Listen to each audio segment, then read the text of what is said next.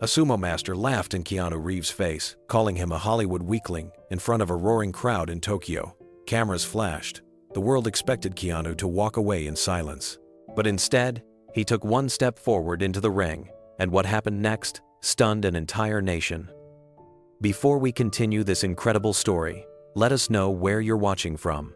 If you enjoy stories like this, subscribe to the channel, because tomorrow we have another inspiring story you won't want to miss. The plane descended slowly over the sprawling cityscape of Tokyo, its silver wings glinting in the morning light. Below, the city stretched endlessly, a vibrant collision of tradition and technology. Neon signs blinked beside wooden shrines. Bullet trains passed temples older than entire countries.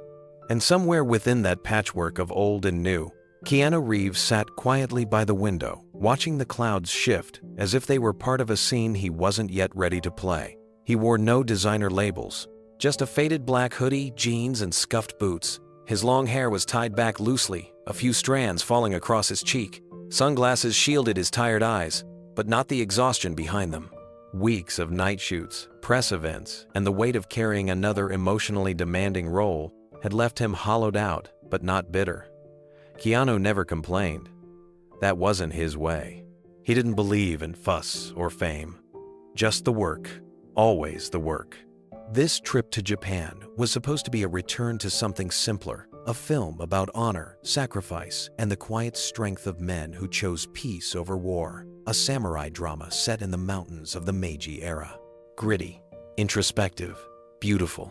The kind of project Keanu lived for. As the wheels touched down and the seatbelt sign chimed on, Keanu sat back, letting out a long, steady breath. He didn't reach for his phone, didn't scroll. Instead, he just sat in silence, taking in the moment, the calm before the next chapter. Later that day, after clearing customs and slipping past the paparazzi with the help of a discreet black car, Keanu found himself in the lobby of a quiet boutique hotel in Shibuya. The space was minimalist, warm, filled with the scent of cedarwood and fresh rice paper. A koi pond trickled in the corner. He liked it here. No flashing lights, no adoring crowds, just calm. He hadn't been in the room 10 minutes when the knock came. 3 light taps on the door. Keanu opened it to find his co-star, Hiro Tanaka, standing there with a crooked grin and 2 cups of hot matcha. "You're worse than me at resting," Hiro said, handing over a cup. "Figured you'd be sitting in the dark like a ghost." Keanu smirked slightly. "That obvious?"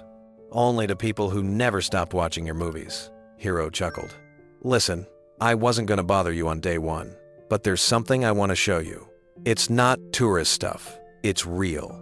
And I think you'll appreciate it more than anyone." Keanu took the cup, sipped slowly, waiting. Hiro's voice lowered, respectful. "There's a sumo dojo. Very old, very closed. Not something they usually open to foreigners, but the master agreed to a small demonstration, just for a few of us on the film crew." There was a pause. Then Hiro added, carefully, "But you should know, he's not a fan of outsiders." Keanu didn't flinch. He simply nodded, his gaze steady over the rim of the matcha cup. "I'm not going to perform," he said softly. Hiro smiled. "I wouldn't ask you to. This isn't some PR stunt. No cameras, no press. Just something ancient, still breathing." Keanu set the cup down on the narrow table beside the shoji screen. The paper panels glowed faintly from the soft light outside. It reminded him of silence, of slow mornings, of respect. He appreciated things like that, especially in a world that moved too fast. "Why me?" he asked after a long pause. Hiro shrugged. "Because you're one of the only people I've met who might actually understand what they're doing in there. It's not just wrestling. It's sacred. It's ritual. It's something bigger than a sport." Keanu looked out the window. The traffic below moved politely, no horns, no shouts. Only the quiet rhythm of a society that valued harmony more than volume. "I trained a lot for the samurai role," Keanu said, almost as if confessing. "Kendo, Aikido, even a little sumo theory. But I'm still just a visitor. I'd rather not offend anyone by stepping where I don't belong." "That's exactly why you should come," Hiro said. "You bowed deeper than any of us." Keanu gave a slight smile, half grateful, half amused. "What's the master's name?" "Takeda-san," Hiro replied. "He's from an old lineage.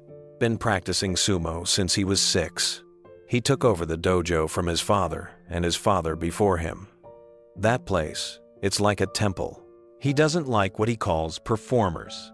Doesn't believe anyone outside of Japan can understand the soul of sumo.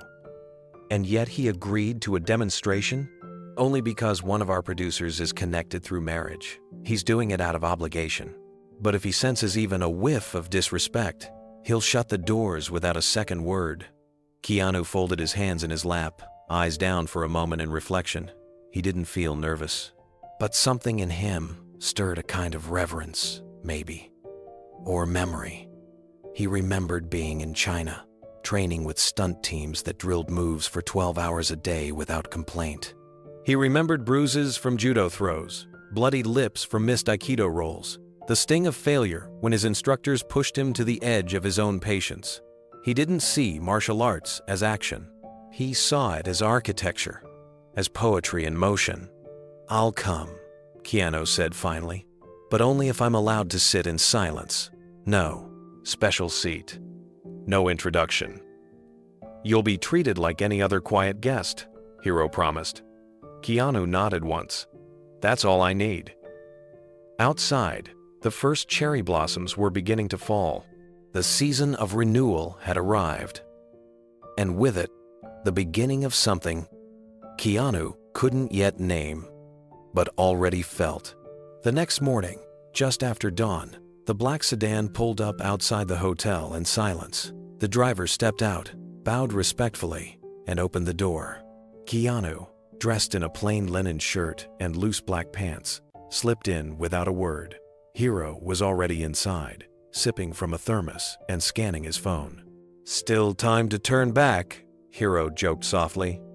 Keanu smiled, but said nothing. His eyes were calm, steady, as the car began winding through narrow Tokyo streets that slowly gave way to quieter, older neighborhoods. The buildings shrank. Neon signs disappeared. In their place stood wooden homes, tiled roofs, and stone lanterns overgrown with moss. It felt like slipping into another time. Eventually, they pulled up to a gated entrance, flanked by 2 carved lions. The plaque on the wood read only one thing in bold kanji: Takeda Dojo. A young man in traditional white robes opened the gate and bowed low. Hiro and Keanu both returned the bow, matching its depth. They stepped inside, leaving their shoes at the threshold. Beyond the courtyard stood the training hall, a wide, open structure with timber beams blackened by age and smoke. The air smelled of sweat, incense, and polished wood. Inside, the dohyo, the sacred ring, was perfectly centered, its boundaries marked by heavy rice straw bales, the ground packed with fine sand. Several sumo wrestlers were already inside, massive men moving with surprising grace, performing warm-up rituals. Shiko stomps, stretches, and salt purifications. Every motion was precise, rhythmic, almost spiritual. Keanu stood silently at the edge, arms folded in front of him, watching intently. Not with the gaze of a critic or a celebrity, but with the quiet presence of a student, an observer who knew enough to keep his mouth shut and his posture respectful. The moment they entered, though, heads turned. Whispers spread quickly. "That's Keanu Reeves," one voice muttered in Japanese. "Why is he here?" another asked. But the wrestlers kept practicing, not for show, but because this was their home, their life, their rhythm. From a side door, an older man emerged, short but stocky, his neck thick, his arms folded behind his back. His hair was silver, but his eyes were sharp. He wore a simple indigo robe embroidered with the Takeda family crest. This was Master Takeda. He glanced once at Hiro, then at Keanu, pausing just long enough to make his point, without saying a word. Keanu bowed low, holding it longer than necessary. Takeda's mouth remained a firm line. Without a single greeting, he turned and walked across the dojo to speak with his students. Keanu remained motionless, unoffended. Hiro leaned in and whispered, "That's the welcome." Keanu replied just as softly, "It's more than enough." Somewhere in the rafters, a drum sounded deep, slow, sacred. Whatever was about to unfold wouldn't be rehearsed or filtered. It would be ancient, it would be real, and it had already begun. The air inside the Takeda dojo was thick with stillness. Not silence, but stillness. A different kind. The kind that carried weight, as if every breath, every glance, and every shift of the floorboards had its own history behind it. The smell of sandalwood lingered faintly in the rafters, mixing with sweat, old timber, and a trace of incense that had long since burned out. Above them, heavy wooden beams arched across the ceiling like the ribs of a living giant. They were dark with age, stained by years of smoke and oil, and carved with the names of warriors who had trained and passed on, generation after generation. The walls bore no decoration, only reverence. Every inch of space served a purpose. The tatami mats surrounding the central dohyo were worn smooth at the edges, pressed flat from the repeated tread of barefoot steps and ritual bows. In the center, the sumo ring rose from the floor like a sacred altar. Bounded by thick straw bales and dusted with fine sand, it was a perfect circle, not a stage, a battlefield. And today, it would be more than that. Keanu stood quietly near the back, dressed simply and without any attempt to hide himself. He didn't wear sunglasses or a cap. He didn't shrink into the shadows. Instead, he stood straight, his hands folded in front of him, his gaze locked respectfully on the arena as if it were a shrine. The wrestlers entered one by one, each more massive than the last. Clad in colorful mawashi belts, they moved slowly but deliberately. Despite their size, there was no clumsiness in their steps. Their bodies, carved by repetition and training, seemed to carry gravity with them. Each step was intentional, each pause a signal. Then came the rituals. One wrestler stepped forward to the ring's edge and reached into a small wooden bowl. He drew out a handful of coarse white salt and threw it high into the air with a swift arcing motion. The salt scattered in the sunlight that streamed through the open slats above, dancing like snow before settling across the sand. Another wrestler followed, stomping his foot against the floor with thunderous force. Then again. Then the other leg, a rhythmic pounding, shiko, the sacred stomping ritual meant to drive out evil spirits. The floor trembled beneath Keanu's feet. Each wrestler repeated the ritual, circling the ring. Salt, stomp, stare. Then again. Salt, stomp, stare. Their faces never cracked. Their eyes were sharp, focused only on the spiritual preparation, not the audience. Drums began to beat softly in the far corner, slow at first, then heavier. A thick ceremonial rhythm that echoed through the timber bones of the dojo like a pulse from centuries past. And Keanu watched, not like a tourist, not like a star, but like someone trying to remember something important that he'd never learned. Keanu lowered his head slightly, offering a quiet bow toward the ring as the rituals continued. No one asked him to. No one noticed immediately. But to him, the gesture wasn't for attention. It was instinct, a way to show he understood at least in spirit that this was sacred ground. The dojo began to fill slowly. Quiet murmurs rose from the far side as a handful of elders entered, their posture straight despite their age. They wore traditional robes, their sandals barely making a sound as they stepped across the tatami. Some were retired sumo practitioners, others spiritual advisors connected to the shrine nearby. They took their seats with solemn expressions, eyes scanning the arena and those within it. Soon after, a few media personnel arrived. Just a few. Their presence wasn't formally announced, but word had clearly spread that someone unusual would be attending the day's demonstration. A Hollywood actor, of all people. Cameras were discreet, small mirrorless bodies, with silent shutters, but even their quiet clicks were enough to cause some sideways glances from the older guests. Behind Keanu, whispers began. Is that him? The actor? The one from those action films? What's he doing here? He won't understand this. None of them do. Keanu heard none of it.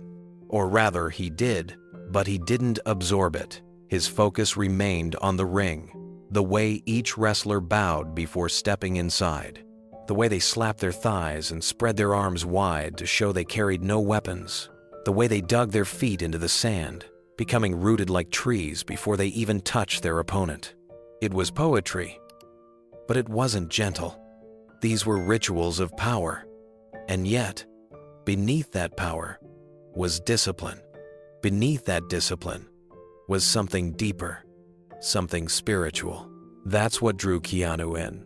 He turned slightly when Hiro rejoined him, handing him a folded program with a respectful nod.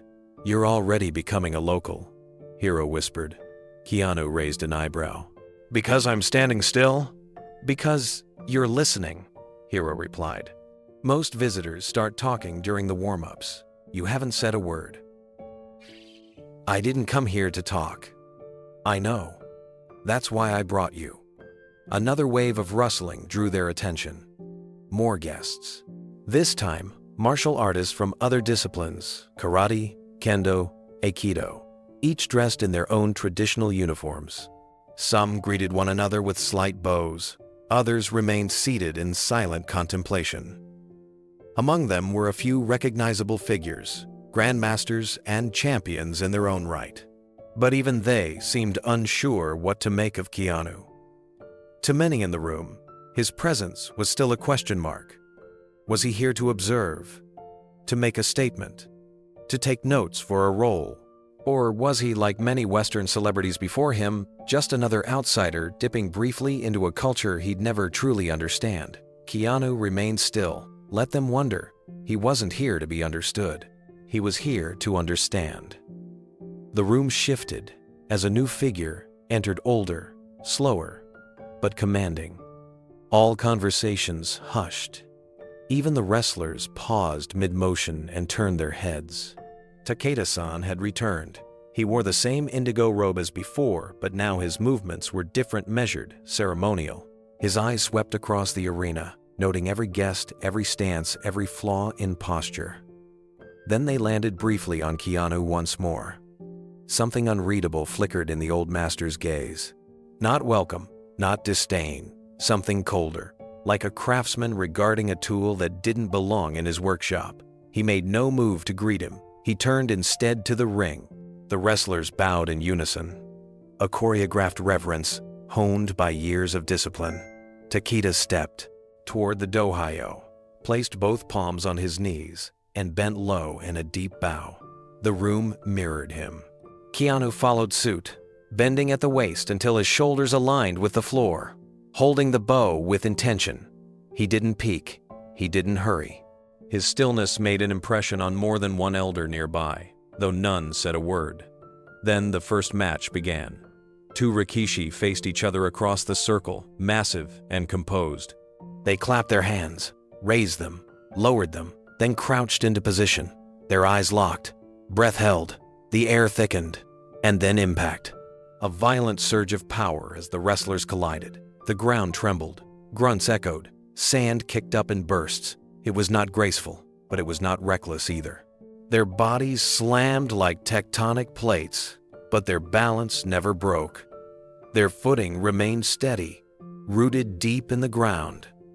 It wasn't fighting, it was spiritual collision. Keanu didn't blink. He followed the mechanics, the shift in hips, the moment of weakness, the subtle feints disguised in brute strength. He'd studied this rhythm before, though never in this sacred context. He leaned slightly to Hiro. "There's elegance in the chaos." Hiro nodded slowly. "That's what most people miss. Sumo looks like collision, but it's precision, control of breath, mind, spirit." Another wrestler won with a quick sidestep, redirecting his opponent's momentum out of the ring. No shouting, no celebration, only a bow, then retreat. Takeda nodded silently. He approved. The crowd, too, watched with reverence. Even the skeptical martial artists now sat a little straighter. The air wasn't about celebrity anymore. It had become something else, an encounter with living tradition, a dance between ego and humility. But still, eyes drifted back to Keanu from time to time. He was the anomaly, the ghost in their hall. The actor among warriors, yet he didn't behave like one. He bowed when they bowed. He stood only when others stood. He asked no questions. He took no photos. He simply listened. And slowly, though no one admitted it aloud, the skepticism began to turn, not to trust, but to curiosity. The final match of the demonstration ended in a storm of sand and sweat. One Rikishi tumbled out of the ring and landed on his side, breathing hard, his eyes lifted toward the wooden rafters. The victor, rather than boasting, simply lowered his head and stepped backward, his every movement deliberate. Ritual first, then exit, then breath. The drums ceased, and silence took its place. Takeda-san stood once more. His frame didn't tower, but it didn't need to. He carried the room with something heavier than Sai's legacy. Years of unspoken discipline lived in his shoulders, in his silence, in the way he clasped his hands behind his back and walked to the center of the ring. He turned slowly to face the audience. "I thank you all," he said in Japanese, his voice low and firm, "for watching this sacred tradition with eyes open and mouths closed." Polite nods swept the room. Some bowed lightly. Takeda let his gaze linger on the crowd. Then he looked directly, undeniably at Keanu. His voice shifted, still formal, but louder. "We have among us today a man of great legend, an artist of many battles. But I wonder." He stepped toward the edge of the ring, eyes narrowing ever so slightly. "In the films, men fly," he said. "They move like gods. They defeat armies with their fists. But here," he gestured down at the sand, "here, gravity still rules." A ripple of laughter passed through the crowd. Light at first, but growing louder. A few heads turned toward Keanu, some in curiosity, others with knowing smirks. Keanu did not move. His arms remained calmly at his sides, his shoulders relaxed. Takeda continued, now pacing the perimeter of the ring with the careful rhythm of a lecturer. "An actor can rehearse many things. He can pretend to be a soldier, a samurai, even a sumo. But pretending does not make it so. And here, in this ring, there is no pretending." Another chuckle, louder this time. One of the younger journalists scribbled quickly into his notepad. A camera in the back tilted just slightly toward Keanu's seat. The click of a shutter pierced the air, like a pebble dropped into still water. Takeda paused again. Let the words settle. "I have seen many visitors," he said. "Politicians, tourists, even celebrities. Most come to admire. Some come to learn. A few come to impress." His eyes returned to Keanu one last time. But the ring does not care for stories. The ring does not care for fame. The room held its breath, waiting for a reaction. Keanu gave only one, a slow, deliberate bow. Deep, measured, no sarcasm, no smile, just respect. Takeda stared at him for a long beat. No nod, no gesture of acceptance. Then he turned his back. The demonstration was over. But something else had begun. The crowd slowly began to stir again, but the energy had changed. What started as admiration for tradition had now curdled into something more curious, even voyeuristic.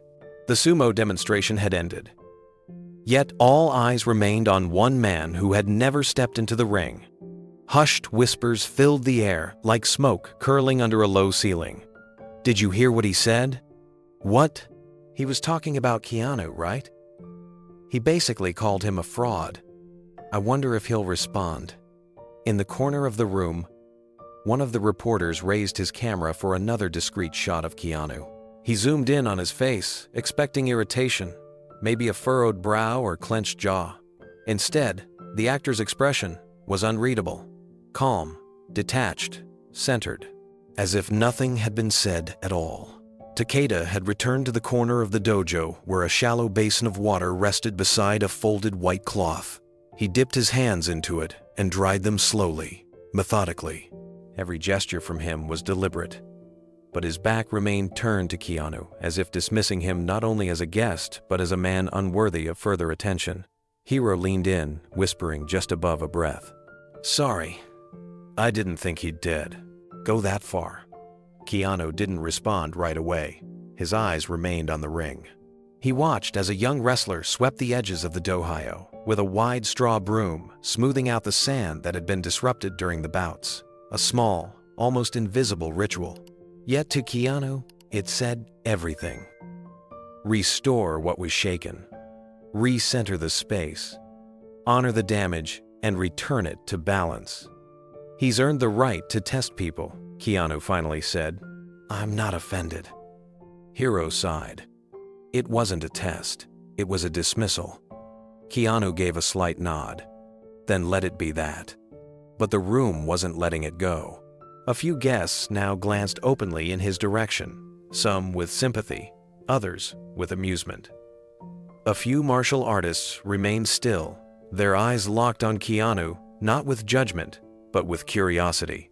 A woman in the front row, dressed in formal hakama, whispered something to the older man beside her, who simply nodded without looking away from Keanu's bowed posture. Takeda hadn't spoken again. He had returned to his seated position beside the ring, arms folded, head slightly lowered, his eyes closed. But the air hadn't returned to peace. It sat heavily now, charged and unsettled. A subtle beat passed through the room, an unspoken challenge. No words, no gestures, but it was there, like a drum waiting to be struck again. Keanu stepped back slightly from the crowd, not out of retreat, but to give space. He bowed once more to the ring, lower this time, as if acknowledging it directly. His silence made more noise than any reply ever could. But the tension didn't dissipate. It lingered, waiting. A soft shuffle of feet echoed from behind as one of the junior wrestlers approached Takeda-san and knelt beside him, waiting silently for acknowledgement. The master didn't move. His eyes remained closed, but he raised one hand slightly, dismissing the apprentice before he could speak. There was no need for words. Not yet. The crowd remained caught in the strange hush that followed mockery when the intended target refuses to respond, and the silence becomes heavier than any insult. The moment felt incomplete, unresolved, like a string left untied. One of the photographers, emboldened by the awkward pause, stepped closer toward the center of the room, positioning himself for a better shot.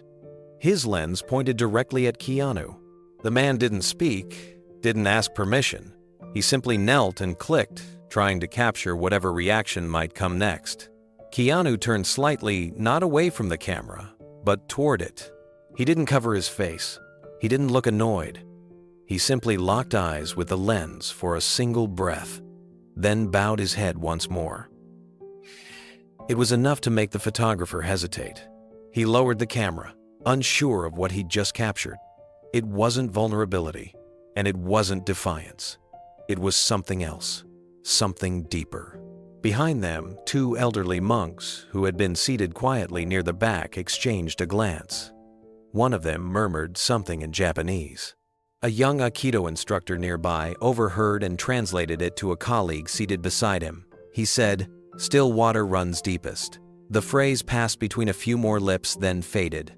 Takeda-san finally opened his eyes. He stood again, slowly, carefully, his body stiff from years of battle with time and gravity. Every step he took back toward the dohyo seemed heavier than before, as though he was walking with a burden now. He cleared his throat, addressing no one in particular. "In this ring," he said, "there is no script, there is no retake. There is only one truth: what your body remembers when pride has been stripped away." Then, without turning his head, he added, "Would our guest like to step forward and show us what the body of a warrior remembers?" The invitation was wrapped in ceremony, but the edge was unmistakable. Gasps rose from the crowd. Some thought he was joking. Others weren't so sure. A few turned to Keanu with wide eyes, waiting to see if he would reject the provocation or accept the dare. Hiro's breath caught. He looked at Keanu and whispered, "You don't have to do this. He's baiting you." Keanu's eyes remained on the ring, still, thoughtful. "I know," he said quietly. He didn't move right away. He just let the moment breathe. Long enough for everyone in the room to wonder, was he going to walk away or walk forward? The answer hadn't come yet, but the air around the dojo had changed, and the entire room was waiting for his next breath. Keanu stepped quietly through the sliding panel door behind the viewing area, where a narrow hallway led toward a small preparation room used by the visiting guests. The room was spare, lit by a single paper lantern, and furnished only with a bench, a wooden rack for shoes, and a low table with folded towels. The door slid shut behind him with a soft click, sealing him away from the murmuring crowd. Emma was already waiting. She stood as he entered, clutching a water bottle in both hands, her expression tight with concern. "They're still talking out there," she said gently. Whispers everywhere. Press, guests, even the monks. That moment went viral in 10 minutes. It's already online. Keanu gave a small nod, not out of surprise, but acknowledgement. He sat down on the bench and looked at the floor for a long moment, as if studying the grain of the wood would give him clarity. Emma crouched beside him, her voice softer now. "You don't have to respond. You know that, right? You didn't ask for this." "I know. He baited you in front of everyone. That wasn't tradition. That was pride." Keanu didn't argue, but his silence wasn't agreement, it was weight. He wasn't thinking about Takeda's insult. He was thinking about what stood behind it. Emma sat beside him now, watching his face. "I've seen you brush off 1,000 digs, Keanu. Interviews, red carpets, studio execs. You don't let your name carry the burden. Why does this feel different?" Keanu finally looked up. His eyes were calm but distant. Something old was moving behind them. Not rage, not shame, something deeper. Memory. "I spent years preparing for roles that taught me how to move like a warrior," he said. "But the men who trained me, they weren't teaching choreography. They were giving me a gift. And part of that gift was learning when not to answer." Emma tilted her head. "So you won't?" "I didn't say that." He leaned forward, clasping his hands. His voice dropped lower. "Takeda didn't insult me. He insulted the discipline. All the teachers who shared their time, their patience, their wisdom. The ones who taught me how to bow before I could throw a punch, who made me sweep the dojo before I touched a weapon, who told me the quietest person in the room is usually the most dangerous." Emma swallowed. She had seen Keanu speak about martial arts before, but never like this. This wasn't about publicity. This wasn't about ego. "I'm not angry," he said, "but I'm not leaving that ring behind without honoring what I was taught. If I walk away now, it's not humility. It's silence in the face of disrespect. And I won't answer with force. I'll answer with respect." Emma looked at him carefully. "Then, whatever you choose, just make sure it's not for them." He nodded slowly. "It's not. It never was." Keanu sat still for a moment longer. The silence between him and Emma wasn't awkward. It was necessary. Some choices couldn't be rushed, especially not when the weight of culture, discipline, and personal truth all rested on one decision. The scent of pine from the wood paneling drifted subtly through the room. Outside the thin wall, they could hear soft footsteps and the occasional scrape of straw sandals on polished floors. The dojo was shifting, preparing for something. Whether that shift included him was still undecided. Emma spoke again. This time, slower, choosing her words carefully. Back home, this would be a soundbite, a headline, another celebrity moment. But here, it's different. If you go out there, even just to bow, it becomes part of something older than us, older than your name, older than your films. Keanu nodded. He understood more than she could know. "I trained for the movies, yes," he said. "But those hours on the mat, those men who gave me their time, they weren't teaching me how to be a character. They were teaching me how not to humiliate someone weaker, how to fall with grace, how to stand with stillness." He looked down at his hands, calloused from decades of stunt work and fight rehearsals. but also from real training. The kind that left bruises that never showed on camera. "I remember one teacher in particular," he said, his voice soft. "Master Zhou," he said, "the real warrior leaves no footprints, but everyone remembers where he stood." Emma blinked, absorbing the weight of it. "Takeda wants to prove a point," Keanu continued. "But if I respond with pride, I lose everything I learned. If I respond with retreat, I deny the honor of those who trained me." "So what's left?" Emma asked. Keanu looked up, his expression still calm, but now with resolve, principle. He stood slowly, adjusting the sleeves of his shirt. There was no anger in the motion, no performance, just clarity. Emma stood with him. "You'll go back out?" she asked. "I'll go back out," he confirmed. "But not to fight, not to win, just to stand in that ring, to let them know that humility can step forward too." Emma handed him a small towel and a bottle of water. He took them both, nodding with silent gratitude. She placed a hand lightly on his arm.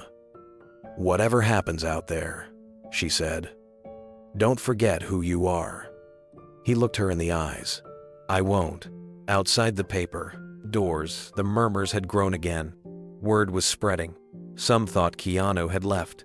Others whispered that Takeda's challenge had scared him off, but none of them knew what was truly unfolding. He wasn't deciding whether to show strength. He was deciding how to honor it. Keanu stepped out of the preparation room with a stillness that somehow drew more attention than if he had burst through the door. He didn't speak. He didn't signal. He simply moved with quiet purpose, his bare feet pressing gently against the worn wooden floors of the dojo. Conversation slowed. Heads turned. Takeda-san was seated again, legs crossed near the edge of the ring, speaking in low tones to one of his senior students. As the murmurs swelled, he looked up, eyes narrowing as he caught sight of the man re-entering the space he had subtly dismissed minutes earlier. Keanu returned to his spot near the back of the room. He bowed deeply toward the ring, toward Takeda, and toward the space itself. Not once, 3 times. One for each form of respect he had learned from every teacher before this day. The guests noticed. A few leaned in. The older monks in the corner exchanged nods. One of the younger martial artists pressed a hand against his heart. He recognized the intention behind the gesture. Hiro, still standing near the side wall, watched with a mix of worry and admiration.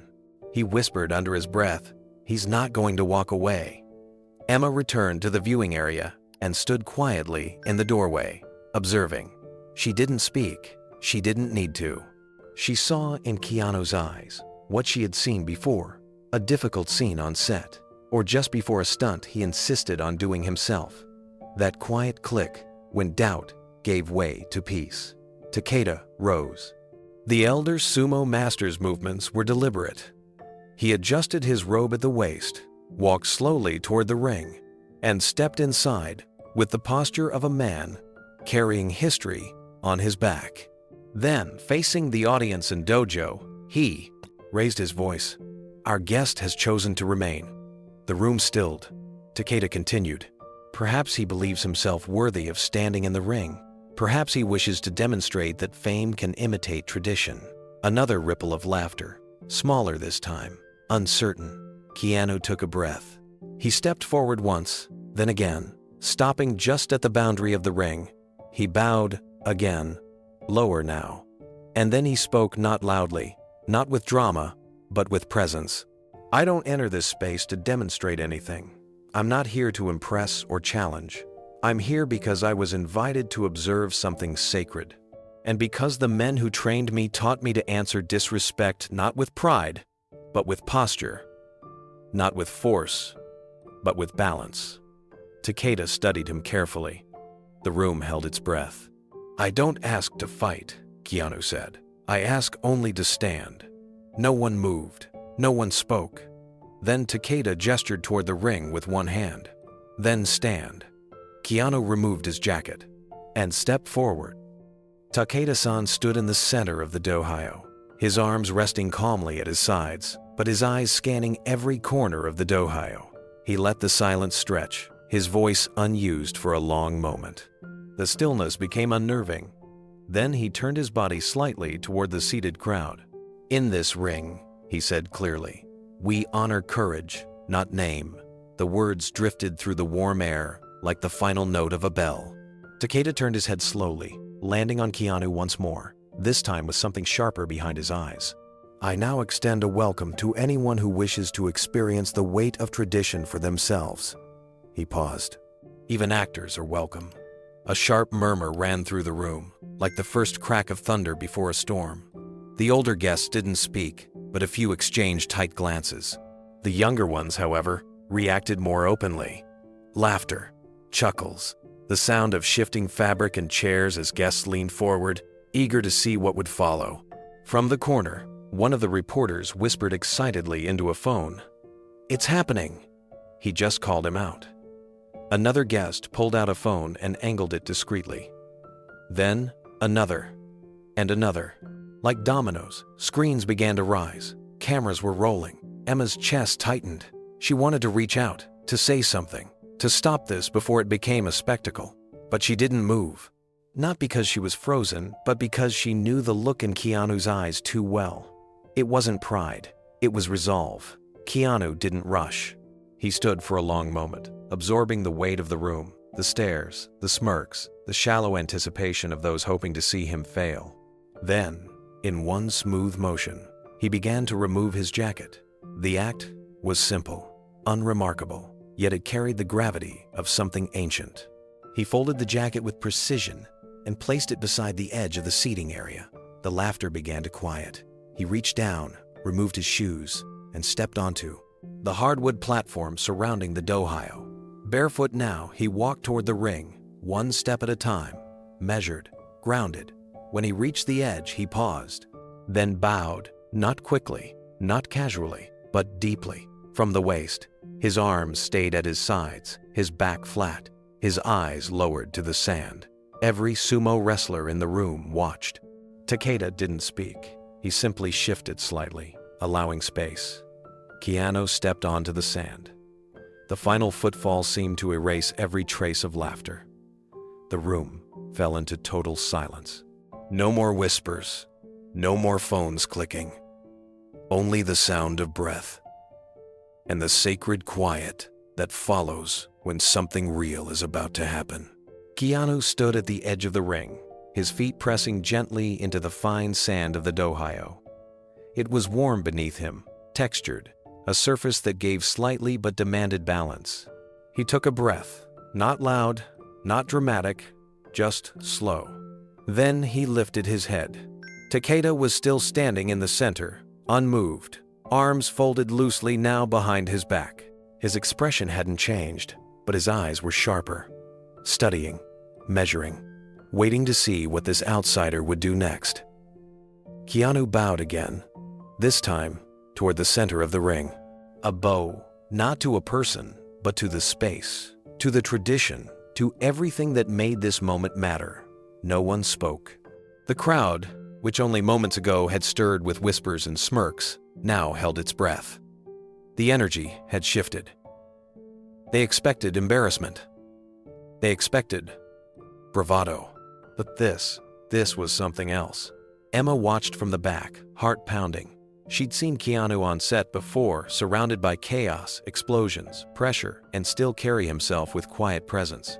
But this was different. There was no safety net, no retakes, just a sacred ring, and centuries of cultural weight bearing down on a man who had chosen to step forward instead of fade away. Hiro's arms were crossed tightly now. He wasn't just worried, he was protective. He knew what Takeda represented, not just strength, but tradition hardened by time, by rules, by unspoken judgment. This wasn't about combat, it was about worth. Takeda took a single step back, clearing space at the center of the ring. His gesture was not a command, it was an offering, an opening. Keanu understood it instantly. He did not move toward the center. Instead, he mirrored Takeda's step and stood diagonally across the circle.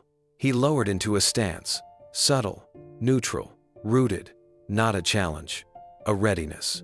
A murmur passed through the ring of martial artists lining the outer edge of the room. A sensei in the back whispered something to the man beside him.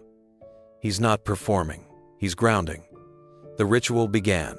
Takeda stomped his left foot, the sound sharp and final. Keanu didn't mirror it. He bowed instead, arms straight, spine tall. When he rose, he slowly spread his arms wide, palms facing forward. It was a gesture of non-aggression, and yet it held more power than if he had shouted. Takeda moved to the starting position at the center. He crouched slightly, a wrestler's stance. His knees flexed, his arms dropped, his focus narrowed. Keanu remained upright. The tension pulled tight as a string. Two men, one ring, one rooted in tradition, the other grounded in respect. No one knew what was coming, but everyone could feel it. What had started as mockery had become something no one dared to interrupt. The air inside the dojo was no longer warm, it was electric, a kind of energy that wrapped itself around the room and refused to let go. Every breath from the spectators came slower now, every movement from the ring watched with an intensity that blurred time. Takeda adjusted his footing, shifting his weight with the practiced control of a man who had moved this way for decades. He didn't charge. Not yet. This wasn't a brawl. This was theater of the sacred kind, and every gesture held meaning. Keanu took a slow step forward. Just one. His foot slid along the sand, as if feeling it out. No aggression, only awareness. The way someone might approach a wild animal without fear, but with total presence. His posture was relaxed, yet grounded. His eyes never left Takeda's, not to challenge, but to say, without words, "I'm here. I see you." Takeda didn't blink. He moved in a half circle, pacing the edge of the ring. His right hand hovered, fingers twitching slightly, ready to react. The man was older, yes, but still carved from stone. The power in his frame was unmistakable, even in stillness. He was a master not just of the body, but of message. And right now, his message was this: you do not belong here. Keanu remained calm. His breathing stayed even. The sound of the sand shifting beneath his feet was the only movement he made. Then, without warning, Takeda spoke.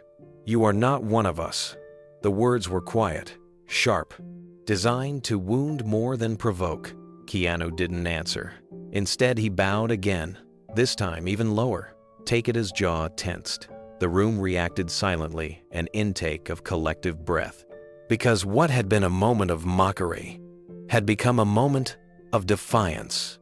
Not loud defiance, not rebellion. Something far more dangerous in a room like this. Dignity. Pure, unshakable dignity. Keanu didn't flinch, didn't shift. He simply held the space between them with presence alone. Takeda narrowed his eyes. Then he stepped forward. One foot landed, then the next. The crowd braced. Phones lowered. Even the reporters forgot to capture what was happening. This wasn't a performance. This was about to become real. Takeda raised his hand slightly, not in threat, but in signal. If this was to happen, it would be on his terms, with tradition intact, no shortcuts, no chaos, a true test. And then he spoke again.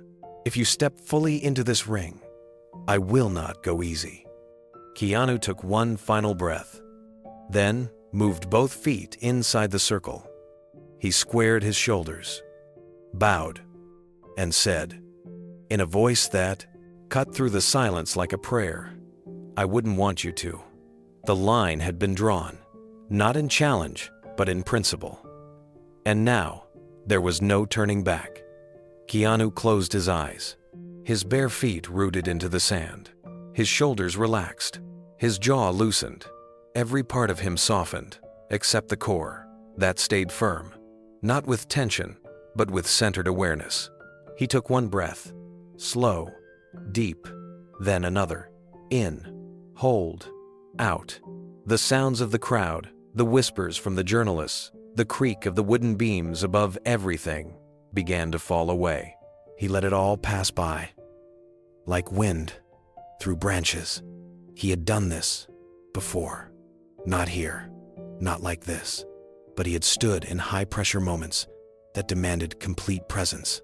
He had learned early on that you don't rise to the occasion, you fall back on your training. And Keanu had trained. Years ago, he was just an actor with a role that required martial arts. It started on the set of a small film. He remembered feeling awkward. His legs were too stiff, his balance too shallow. He had mimicked the moves without understanding their roots. The stuntmen were kind, but they didn't hold back. They drilled him until his muscles ached. Then came the Matrix. Months of physical preparation, conditioning, forms, repetition until the body responded before the mind. He remembered one morning, before the sun came up, standing in a warehouse in Los Angeles, drenched in sweat, eyes locked with his instructor. The man had said one thing: you can't cheat balance, you can't act grounded, you are or you're not. That line stayed with him. He spent years after that continuing to train, not because the roles required it, but because something in him needed it. A sense of structure, discipline, peace. He studied Aikido, quiet, flowing, circular movement, the redirection of energy, learning not to stop the storm, but to guide it. Then came Judo. He learned how to fall, again and again, bruised ribs, scraped skin, pride left at the door. Each throw taught him humility. Later, Kung Fu, the grace and the fire, the deep stances, the breathing techniques that unlocked power without violence. He trained with real martial artists, masters who didn't care about his name or face. They cared about effort, consistency, willingness to fail and still return the next day. And he always returned.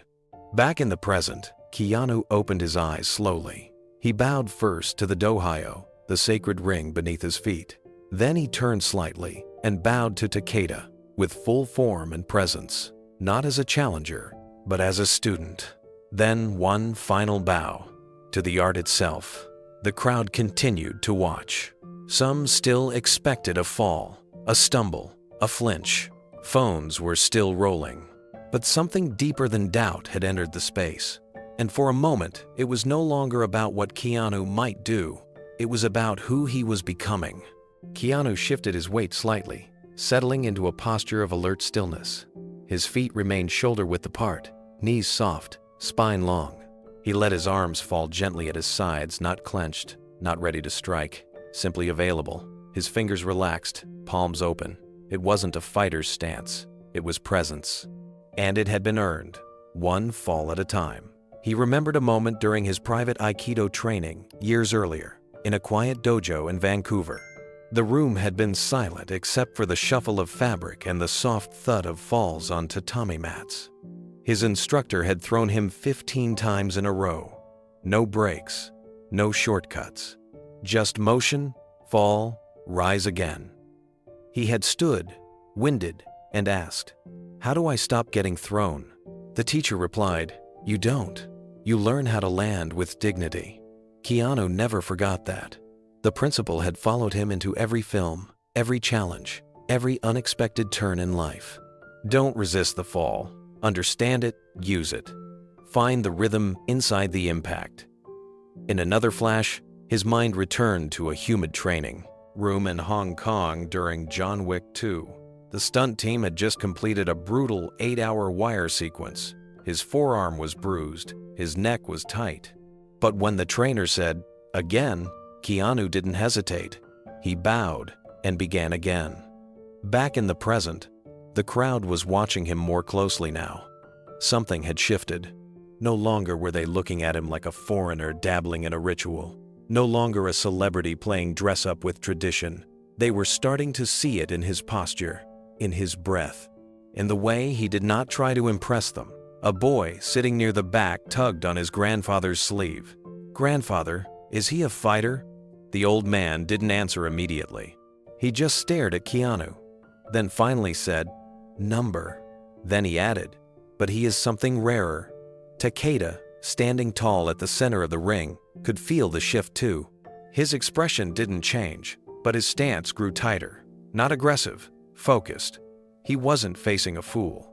He was facing something harder to read, someone who knew how to stand still.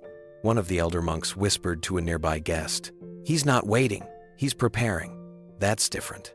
Phones were still recording, but no one was laughing anymore.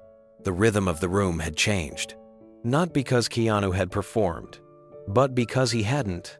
Because every breath he took, slow, deep, deliberate, was a reminder of something the world often forgot. Stillness is not the absence of action. Stillness is action without fear. And the man standing barefoot in the sacred ring of Japan had arrived at that truth long before stepping into it. The hush in the dojo deepened, as if the very air had decided to hold still. The soft breeze outside no longer crept through the wooden slats. Even the birds had gone quiet. Every living presence inside the room was focused on one thing. Keanu Reeves, motionless in the center of a sacred space, standing opposite a master trained to humble giants. He did not look nervous. He did not look proud. He looked ready, not in the way the crowd had expected. There was no clenched jaw, no puffed chest, no challenge in his eyes, but there was certainty in his spine, calm in his breath, awareness in every inch of his still frame. And that unnerved more than a few onlookers. From the press row, one photographer lowered his camera, realizing instinctively that whatever was happening here couldn't be captured in a frame. This wasn't performance. It was a kind of meditation, wrapped in movement. A moment outside the bounds of headline and spotlight. Hiro leaned closer to Emma and whispered, "He's not here to win. He's here to make sure something sacred doesn't get twisted." Emma nodded, eyes never leaving Keanu. He's not answering Takeda. He's answering the voice that told him never to forget who helped him become who he island. In the ring, Keanu slowly lowered himself into a crouch, not imitating sumo form, but resting in a neutral martial posture. Not low enough to provoke, but clear enough to say, "I will meet you in your space, on your terms." Takeda's eyes narrowed. The old master had faced thousands of opponents, from fiery young challengers to respected foreign students. He had seen pride. He had seen panic. He had seen strength used foolishly and weakness masked by arrogance. But what stood before him now was something far less common. Control. Total control of body, breath, and ego. It didn't make the challenge easier. It made it more dangerous, because men like that men without something to prove were unpredictable. Keanu placed his hand briefly on the sand beside him, a grounding gesture. Then, with one fluid motion, he rose. As he did, a memory flickered again, one from years ago. Long before any action film, long before anyone knew his name. He had been in a cold, dimly lit dojo in New York. After a long day of stunt rehearsal, his instructor had watched him fail a sweep for the third time in a row. Instead of correcting him, the instructor knelt beside him and whispered, "You will never control the world, but you can control your next breath. And from that breath, everything flows." Keanu inhaled once, exhaled, and the next moment, whatever it held, would come from that breath. Not from fear, not from pride, but from peace. The moment hung like a suspended breath. Takeda shifted his footing, toes gripping the sand. He lowered his weight, legs bent, spine aligned. His chest expanded slowly, then tightened, pulling in force like a storm ready to break. He had done this thousands of times. It was instinct now, not movement, identity. Keanu mirrored none of it. He remained upright, hands open, knees soft, weight evenly distributed between the balls of his feet and the ground beneath him. He wasn't resisting. He wasn't bracing. He was simply present. For a split second, they looked like statues carved from two different worlds. Then, Takeda moved. Not a step, a launch. His foot drove into the sand, sending up a spray behind him as his massive body surged forward. Every muscle in his legs, back, and arms worked in unison to drive his weight toward the center. It was like watching a boulder roll downhill, slow to start, then unstoppable. The crowd reacted with a collective intake of breath. Some leaned forward. Others winced in anticipation. Hiro clenched his fists silently. Emma didn't blink. Keanu didn't flinch. As Takeda bore down on him, arms widening to crush. Keanu waited until the last possible moment. His timing wasn't theatrical, it was learned. From repetition, from instinct, from failure refined into muscle memory.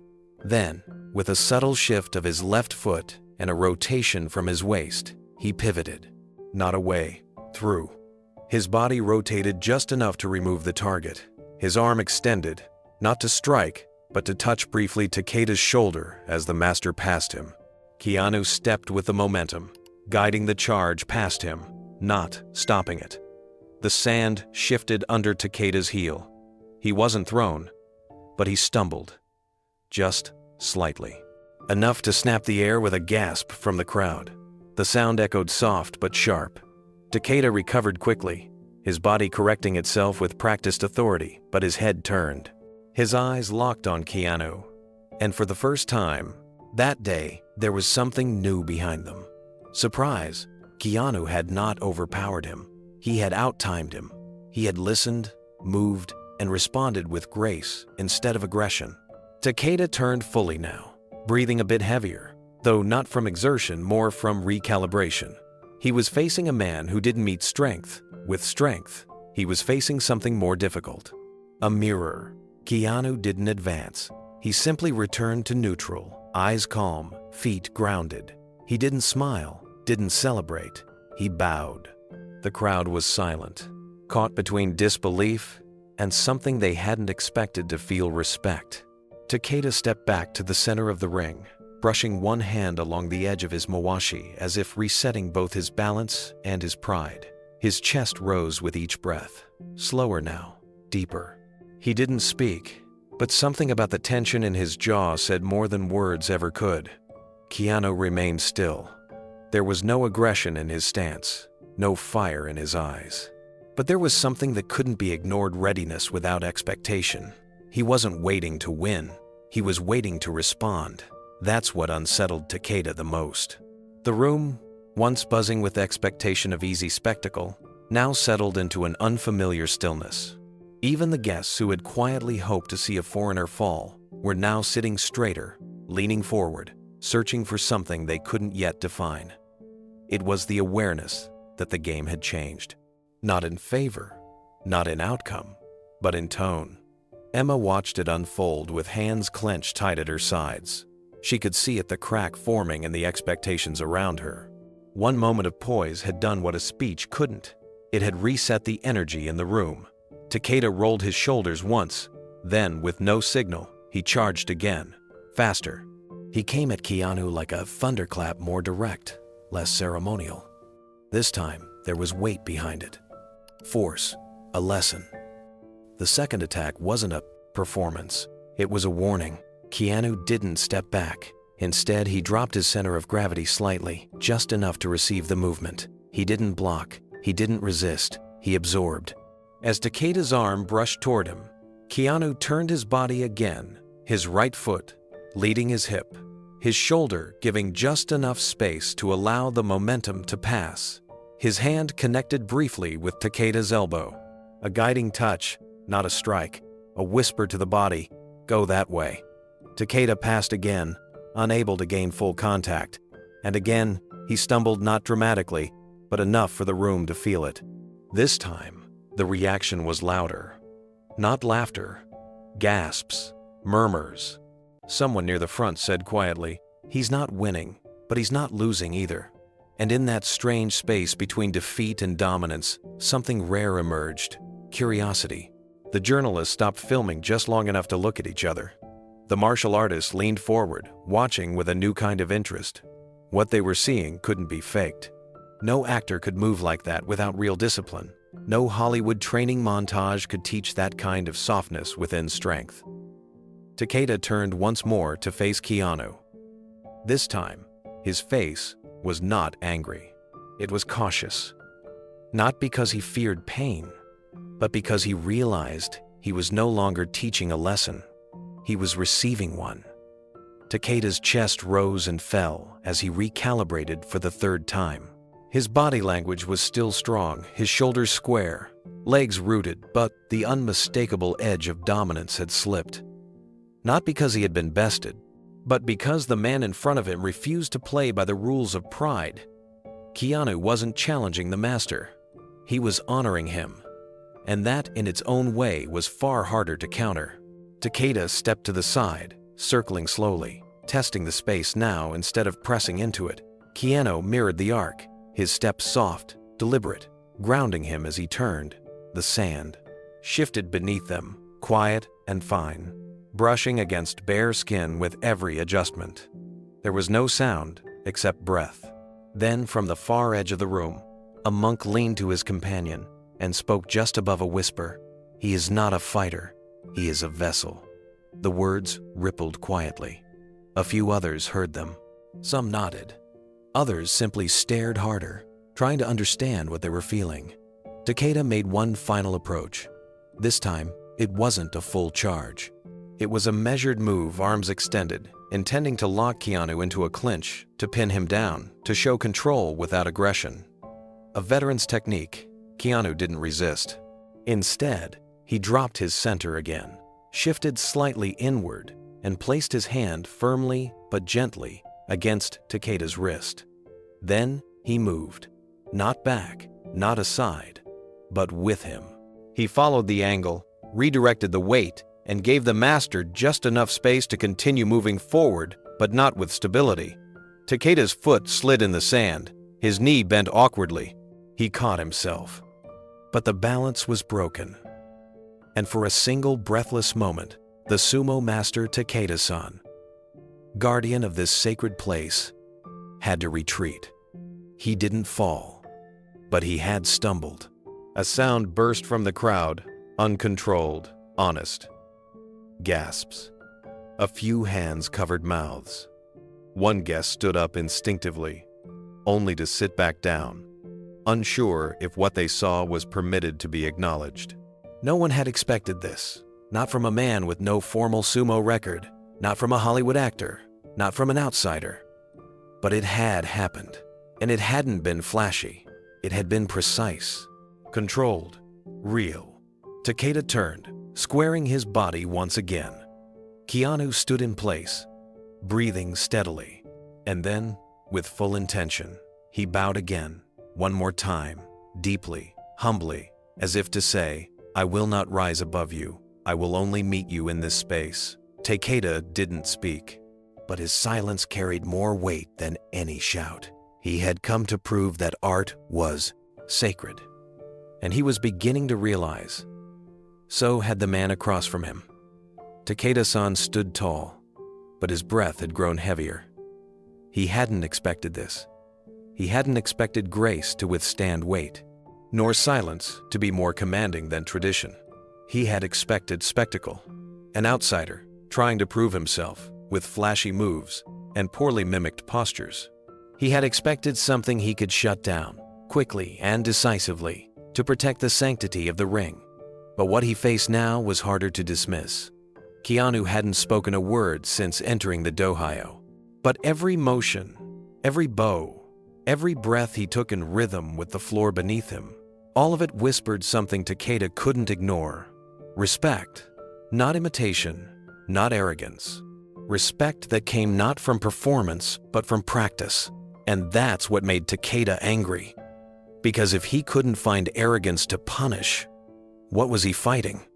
He stepped forward again, more sharply now, his feet planted harder into the sand.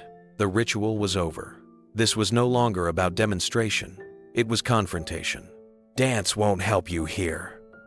Takeda growled under his breath, eyes locked on Keanu's chest. Keanu didn't react. His stance remained unchanged, upright, flexible, grounded. He didn't flinch. His breathing stayed steady. Takeda began to circle, slow at first, then tighter. He moved like a wolf testing its prey, looking for weakness in posture, hesitation in step. Every few seconds, he would fake a shift forward, a twitch of the shoulder, a dip in the knee, to see if Keanu would react early, but he never did. Keanu's balance stayed intact. His eyes tracked only what was necessary. His center never rose, never wobbled. He moved in slow pivots, keeping his side angled, never giving a full target, never showing fear. From the crowd, someone whispered, "He's not even defending. He's absorbing." Another replied, "He's not fighting. He's moving with the art." The words drifted through the room like incense. Takeda heard none of it. His focus was singular now. He wanted to break the rhythm. He wanted to see the man stumble, just once. If he could make Keanu react from fear or instinct instead of intention, the illusion would shatter. So he lunged again, this time not to tackle, but to pressure. He crowded Keanu's space with a quick advance, throwing his weight just enough to force a decision. Keanu responded by lowering slightly, letting his back heel sink into the sand. His upper body shifted sideways as he extended one arm gently, not in a strike, but in a redirect. His hand brushed Takeda's upper bicep and guided it across his own shoulder line. The move was Aikido in spirit. Minimal, effortless, and it dissolved the tension without collision. Takeda stumbled forward, again, off balance. Just slightly, but enough to realize this wasn't luck. This was trained response. He pulled back, straightened, and stared. Keanu returned to neutral. Posture aligned, eyes calm, feet steady, still not flinching, still not chasing, still not trying to win. And somehow, that was what was winning. Takeda took 3 deliberate steps back, each one heavier than the last. His breath was measured, but no longer relaxed. The sweat on his brow was no longer from heat. It was from something else, something less physical and more unfamiliar. Control was slipping, not of his body, of the narrative. He was the master, the one who set the tone, the one who drew lines in the sand, literal and figurative. For decades, every student had entered this ring knowing that Takeda's presence alone was law. That to challenge him was to invite humiliation. And yet, the man standing across from him was not challenging. He was listening. He was reflecting. He was revealing something. And that truth irritated Takeda more than any insult ever could. He stepped forward again, stomping harder this time, hoping the sound alone would rattle the calm. The sand trembled under his weight. It echoed in the beams overhead, a show of force meant to remind everyone, especially Keanu, who held command. But Keanu's eyes didn't narrow. His muscles didn't tighten. His mouth didn't even twitch. He simply pivoted softly, shifting weight to his left foot, opening his shoulder just enough to remain poised, neither passive nor aggressive, just ready. The silence in the dojo was now reverent. What had started as expectation of embarrassment had become a strange sort of collective reflection. The crowd didn't know how to process what they were seeing, and yet they couldn't look away. A woman seated near the elders spoke in a low, firm voice to her grandson beside her. "Do you see how he does not resist?" The boy nodded slowly. She continued, "That is real strength, not striking first." Takeda's frustration finally surfaced in a flash of motion. He slapped his thigh, loud, sharp, final. Then, charged. It wasn't reckless, it was trained, but the intention had changed. This was no longer a test. This was a lesson, a correction. Keanu stepped forward, not back, and let the energy come toward him. His right hand slid gently across Takeda's forearm, just long enough to feel the pressure point behind the elbow. His left foot pivoted. His hips rotated, guiding his own center around Takeda's force without clashing into it. Takeda passed again, offline. No fall, but no strike landed. Another moment passed, and then Keanu returned to his upright stance. Posture intact, rhythm intact. Takeda turned slowly, his mouth opened slightly, breath audible now. And then the most remarkable thing happened. He hesitated, not in fear, in reflection. He saw something he hadn't expected to see in that ring, something he hadn't allowed himself to admit might exist outside of lineage or blood or tradition. He saw integrity. He saw mastery of self. And most of all, he saw that the ring didn't care where a man came from only how he stood in it. The crowd remained frozen. Phones were no longer raised, hearts were. And in that stillness, Takeda began to understand he was not losing to a man. He was learning from one. Takeda. San's hands curled slightly at his sides. He stood motionless for a beat, watching Keanu return once again to center, not with dominance, not with pride, but with stillness. That stillness had become louder than any attack Takeda had faced in years. Louder than words, louder than ego. The master's breath came deeper now, not because of exhaustion, but because of conflict. Not with the man before him, but within himself. The old rules didn't apply here. The foreigner hadn't mocked the ritual, hadn't overstepped, hadn't boasted. And yet, the control he had shown, the grace of his timing, the way he used Takeda's own energy to unmake momentum, it had all spoken of something real, something trained, something deeply rooted. Takeda could feel eyes on him now, not in judgment, in waiting. Everyone in the room was wondering what he would do next. Would he end the demonstration with a bow and preserve the dignity of tradition? Would he nod respectfully and walk away? Or would he risk it all?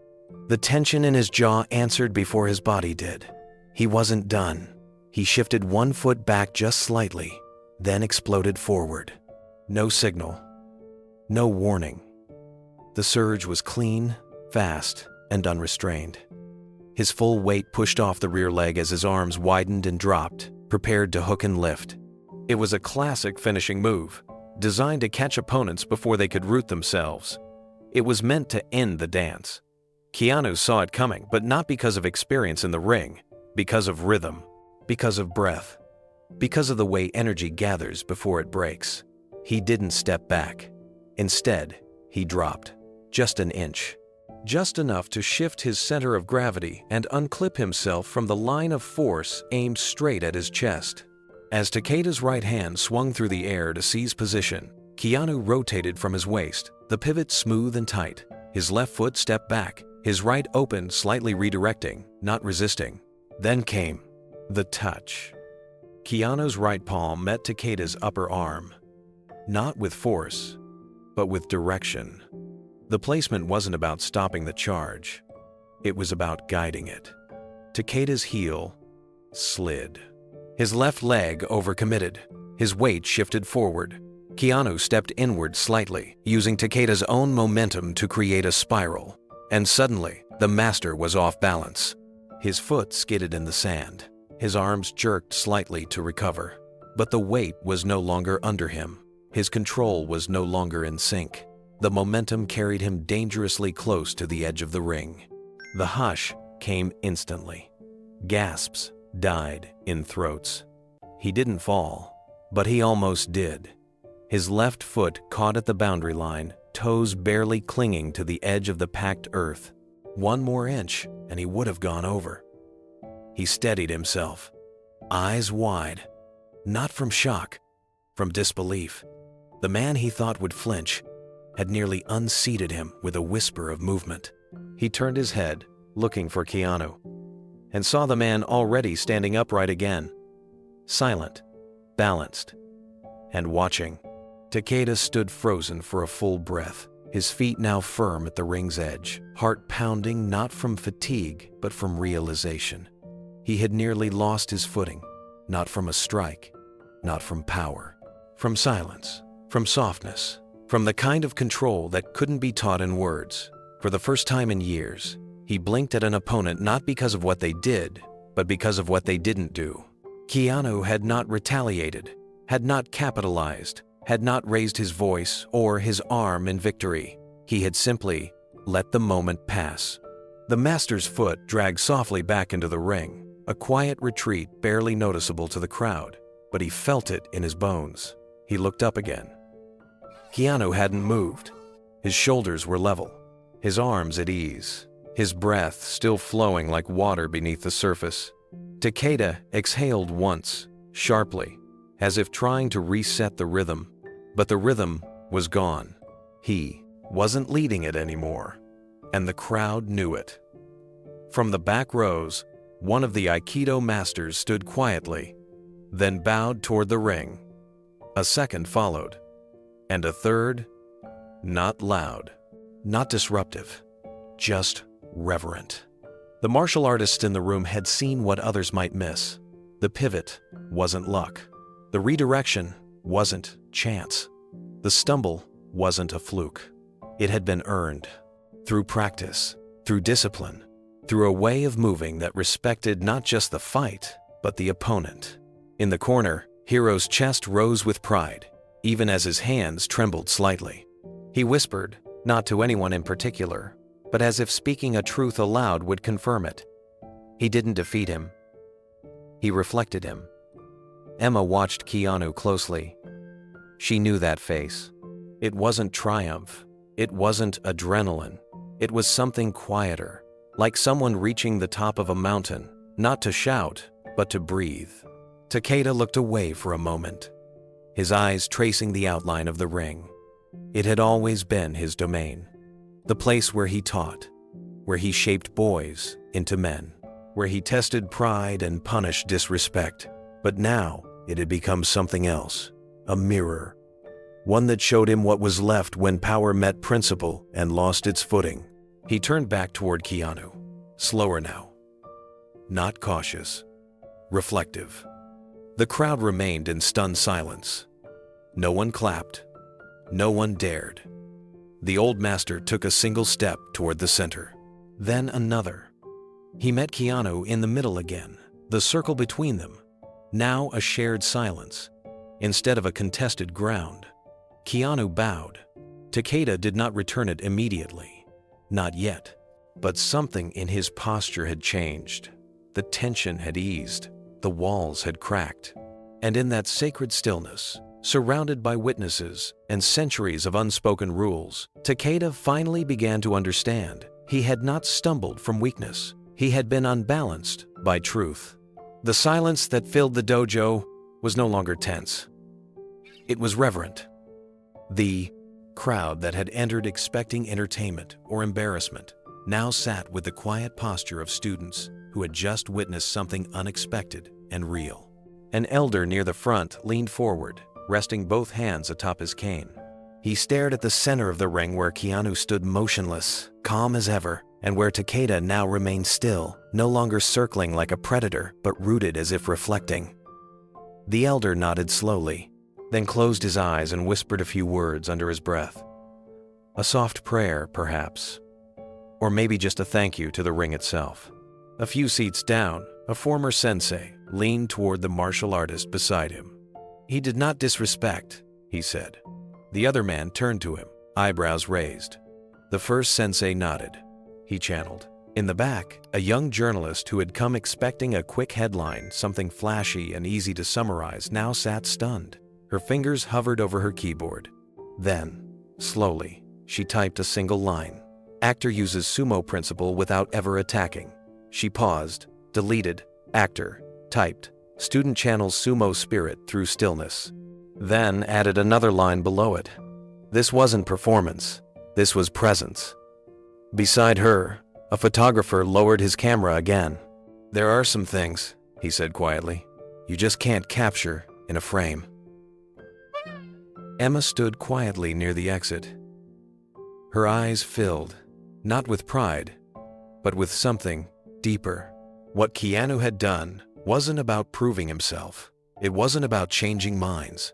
It was about honoring what mattered to him, what always had: discipline, humility, and the art of not needing to speak when movement says more. She glanced toward Hiro, who now stood with his arms crossed over his chest, a strange smile softening his usually reserved face. He gave her a nod, and in that nod was everything they both felt. Keanu hadn't just passed a test. He had rewritten the conditions of it entirely. Back inside the ring, Keanu remained still. He could feel the shift around him, not in volume, but in attention. Not in admiration, but in alignment.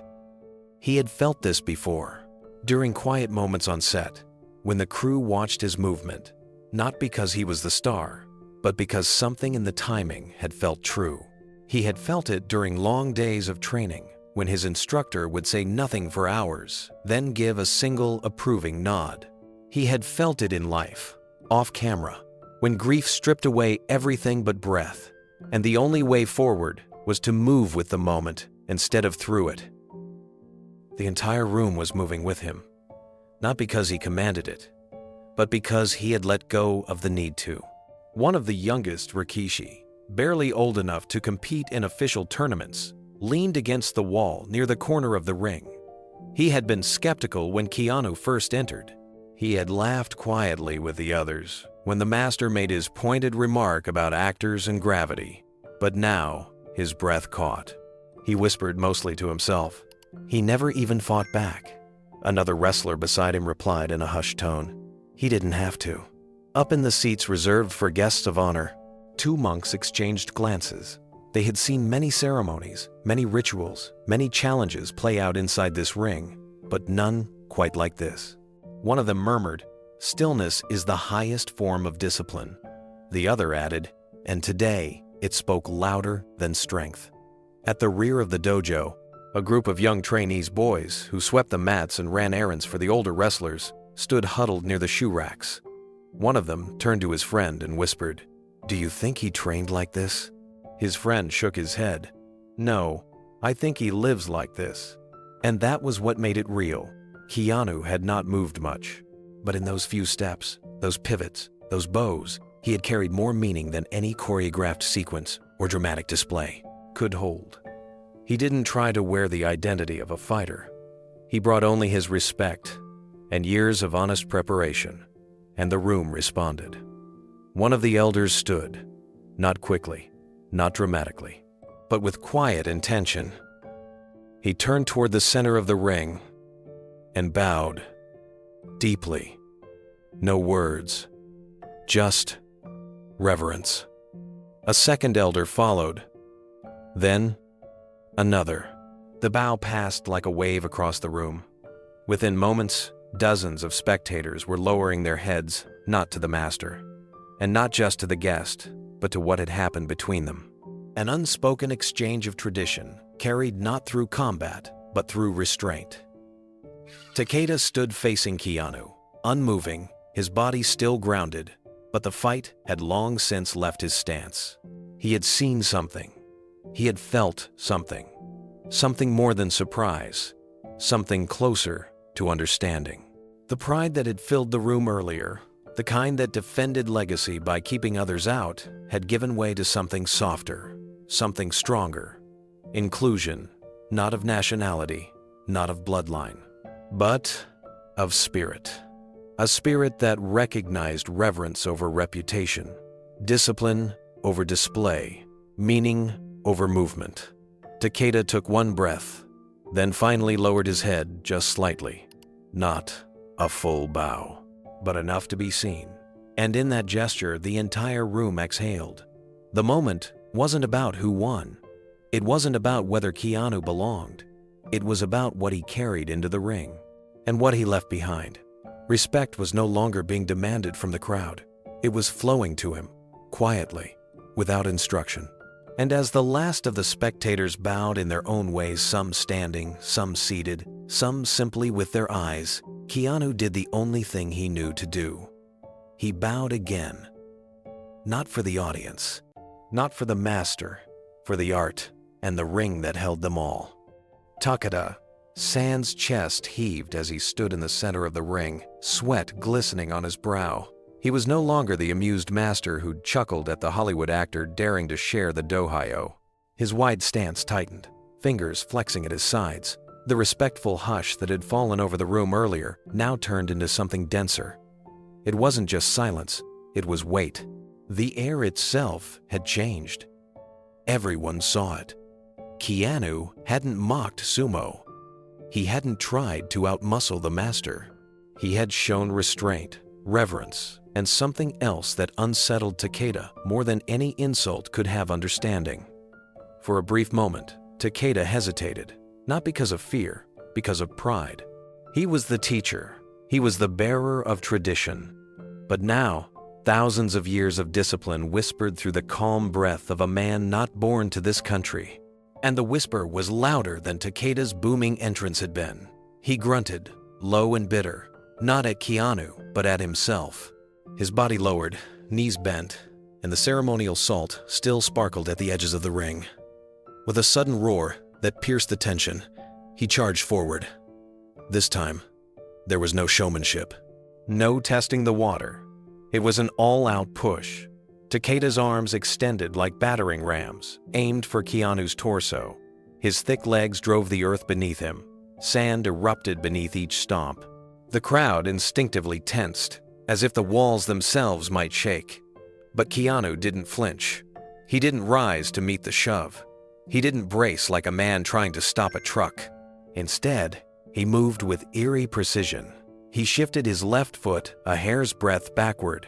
His right heel rotated, shoulders angled slightly, palms lowered not to strike, but to feel the wind of the rush. And just as Takeda reached the final half step of his push, Keanu wasn't there. He was beside him, not in front, not against, beside. Takeda's eyes widened too late. The momentum he'd built betrayed him. His center of gravity tilted. His foot slipped not on carelessness but on inevitability. He twisted, trying to regain balance, but the ring's edge arrived too fast. There was no scream, no dramatic tumble, just a thud. A deep, final thud. Takeda-san landed on the sand outside the ring, his palms pressed into the ground. The master stayed there, breathless, forehead glistening not with shame but with something far deeper, stillness. The audience did not clap, not yet. They blinked. Then came the murmur. One voice gasped, another dropped their phone. A low, almost reverent sigh drifted from the far wall. And then the first pair of hands met. A clap, followed by another. Then an eruption. The applause thundered through the hall. But it wasn't the sound of celebration. It was the sound of collective realization. Something ancient had just happened, and everyone knew it. Keanu didn't bow right away. He stood motionless, looking toward Takeda-san with eyes that held no triumph. Only calm, only respect. Takeda slowly rose to his knees.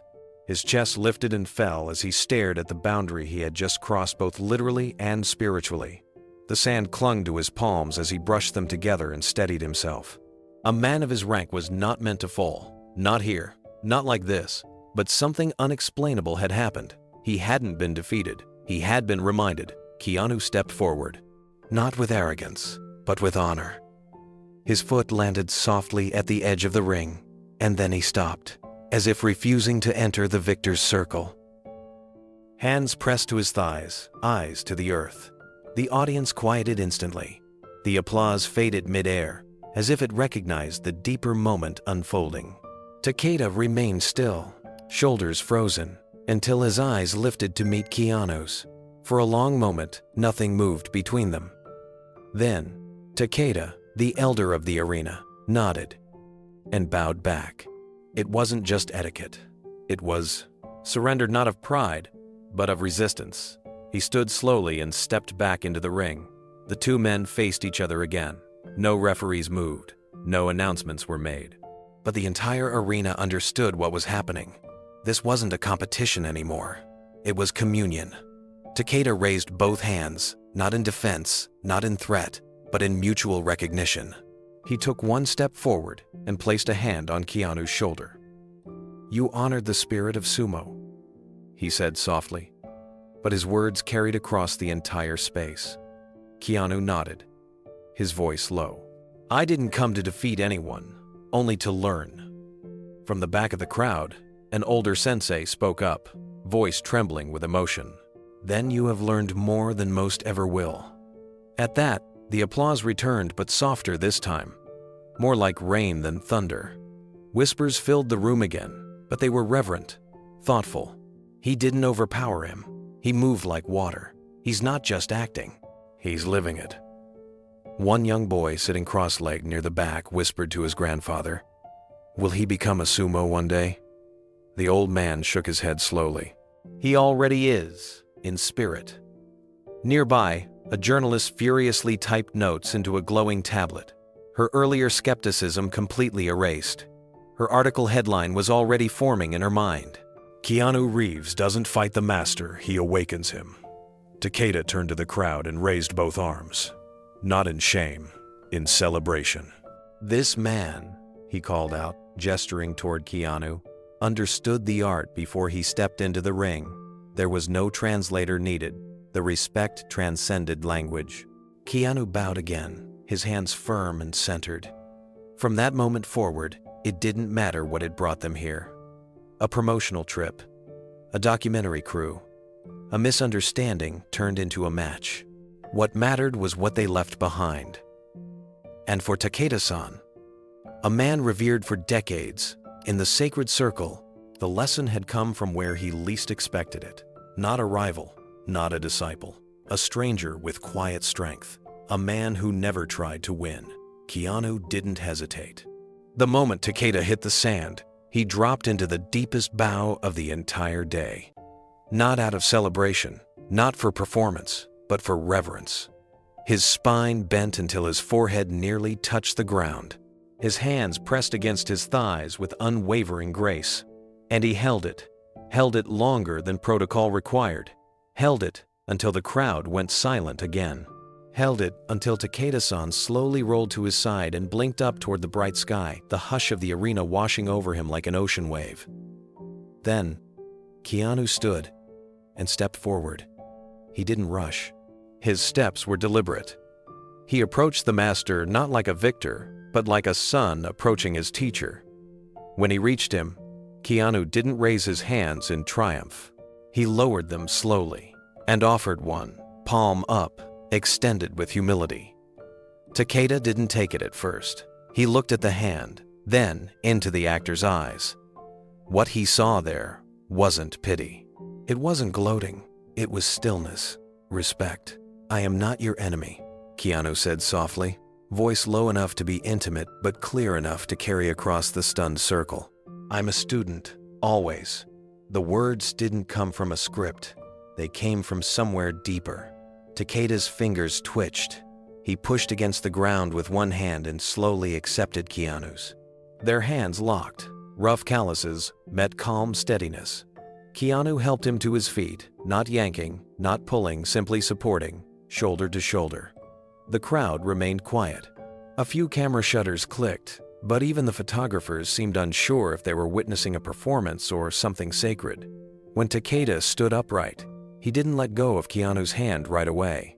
He took a breath, then another, and then he bowed. Not a shallow dip of the head, not the quick nod of ceremony, but a full, slow, deliberate bow, one hand on his heart, the other still holding Keanu's. "I have taught for 42 years, he said in a voice gravelly with age, yet firm with meaning. "But today, I remembered why I began." Keanu bowed again, this time with equal depth. They stood like that for several seconds. Two men of different worlds, different ages, different paths. And yet, something ancient flowed between them. A mutual recognition. Not warrior and challenger, not actor and master. Human to human. Takeda slowly turned to the crowd. His voice rose not in volume, but in clarity. "This man," he said, gesturing to Keanu beside him, "reminded me that sumo is not only about power. It is about presence. It is not about conquering. It is about connection." There was no applause yet, just breath, just silence, just reverence. Keanu lowered his head again, not to hide, but because his heart was full. He wasn't acting. He wasn't performing. He was remembering his own journey, his own mentors, his own moments of doubt and stillness. This wasn't about reputation or headlines or camera angles. It was about gratitude, about honoring the space he had stepped into and the man who had shared it with him. As the two men turned side by side, still facing the crowd, an elder in the front row stood. He was old, fragile, but his voice carried. "Takeda-san," the elder called. "You didn't lose today. You passed something forward." The master nodded slowly, eyes glistening with restrained emotion. And Keanu, standing beside him, said nothing more. He didn't need to. Takeda stepped forward again, this time without the stiffness of ritual or the posture of pride. He placed both hands on Keanu's shoulders and looked him in the eye. "You listened," he said quietly, "even when others spoke over us. You studied our way, not to defeat it, but to understand it." Keanu's lips pressed together, his eyes soft. "I didn't come here to win anything," he said. "I just wanted to understand what it is that holds men upright even after they fall." The crowd, many of whom had arrived expecting a spectacle, were now witnessing something far more personal, something that cracked through the performance and touched the human core. A young boy in the stands, no older than 10, clutched a notebook on his lap. He leaned toward his grandfather, who was an elder in the SUMO council. "Is he one of us now?" the boy whispered. The grandfather nodded slowly, eyes still fixed on the ring. In spirit, yes. In humility, he already was. A few steps back from the ring, a journalist until now, furiously typing, lowered her phone. Her hands paused over the keyboard. Instead of rushing to summarize the match or declare a winner, she typed something different. "Sumo is not a sport," she wrote. "It is a mirror." Today, it reflected a man who came with nothing to prove and left having reminded us all why we bow. In the far corner, the announcer stood with his script clutched tightly in hand. But he didn't speak. He knew no words could improve the silence. Instead, the quiet did the talking. Keanu stepped back and turned toward the ceremonial gate. He bowed once more toward the elders seated along the edge, each of whom now stood not out of protocol, but respect. One by one, the elders bowed back. Some smiled, some had tears in their eyes. One of them, a woman who had been silent all day, finally spoke as Keanu began to exit the ring. "Keanu Reeves," she said, "you carry something that cannot be taught, not in any dojo, not in any script. May your path always walk beside dignity." He paused, looked back, bowed to her specifically, then continued. As he left the ring, the applause didn't erupt. It swelled, like a wave gathering strength. It wasn't loud at first, but it grew and grew, until it was thunder, but not for victory, for reverence, for grace, for the kind of strength that doesn't shout or strike, but stands still, even in the face of challenge. Takeda remained in the ring, alone, but not diminished. He sat cross-legged on the sand, closed his eyes, and smiled. Something had ended. Something had begun. Outside, beyond the temple walls, news of what happened began to spread. Not as headlines, not as gossip, but as story, as legend. And Keanu, already halfway out of the arena, stopped under a cherry blossom tree. He looked up at the petals gently falling, their movements silent, slow, grounded, like the men who walked before him. He whispered to himself, "Stillness, that's the lesson."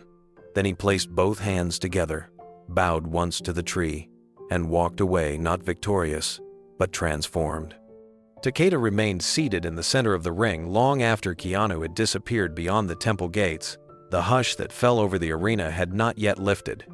No footsteps echoed, no phones chimed. Even the journalists, usually eager to file breaking reports, held their breath. And there, he Saturday, a man who had trained his entire life to never be moved, now moved beyond words. His hands, once tightened into fists of resolve and pride, now rested gently on his knees, open. His back, though straight, was no longer tense with ego, and his eyes, which once glared with challenge, softened into something rarely seen in a master vulnerability. Takeda breathed in, slowly, deeply, and then, with the weight of his entire legacy pressing on his shoulders, he leaned forward. He bowed. It wasn't quick. It wasn't performative. It was deep, measured, personal. The elders standing around the ring watched silently. None of them expected it. Not from Takeda. Not like this.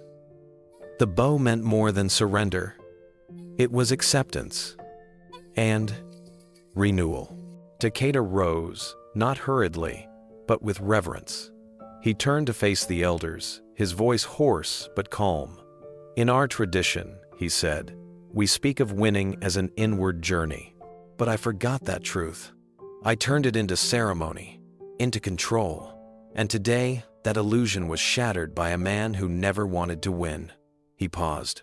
The stillness in the room made it feel like time had paused too.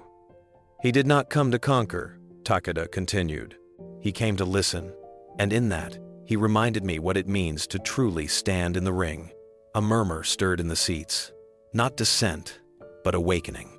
Takeda then did something no one could have predicted. He walked to the edge of the ring and faced the dojo's full assembly, students, elders, apprentices, and staff. He bowed low, not as a master, but as a man.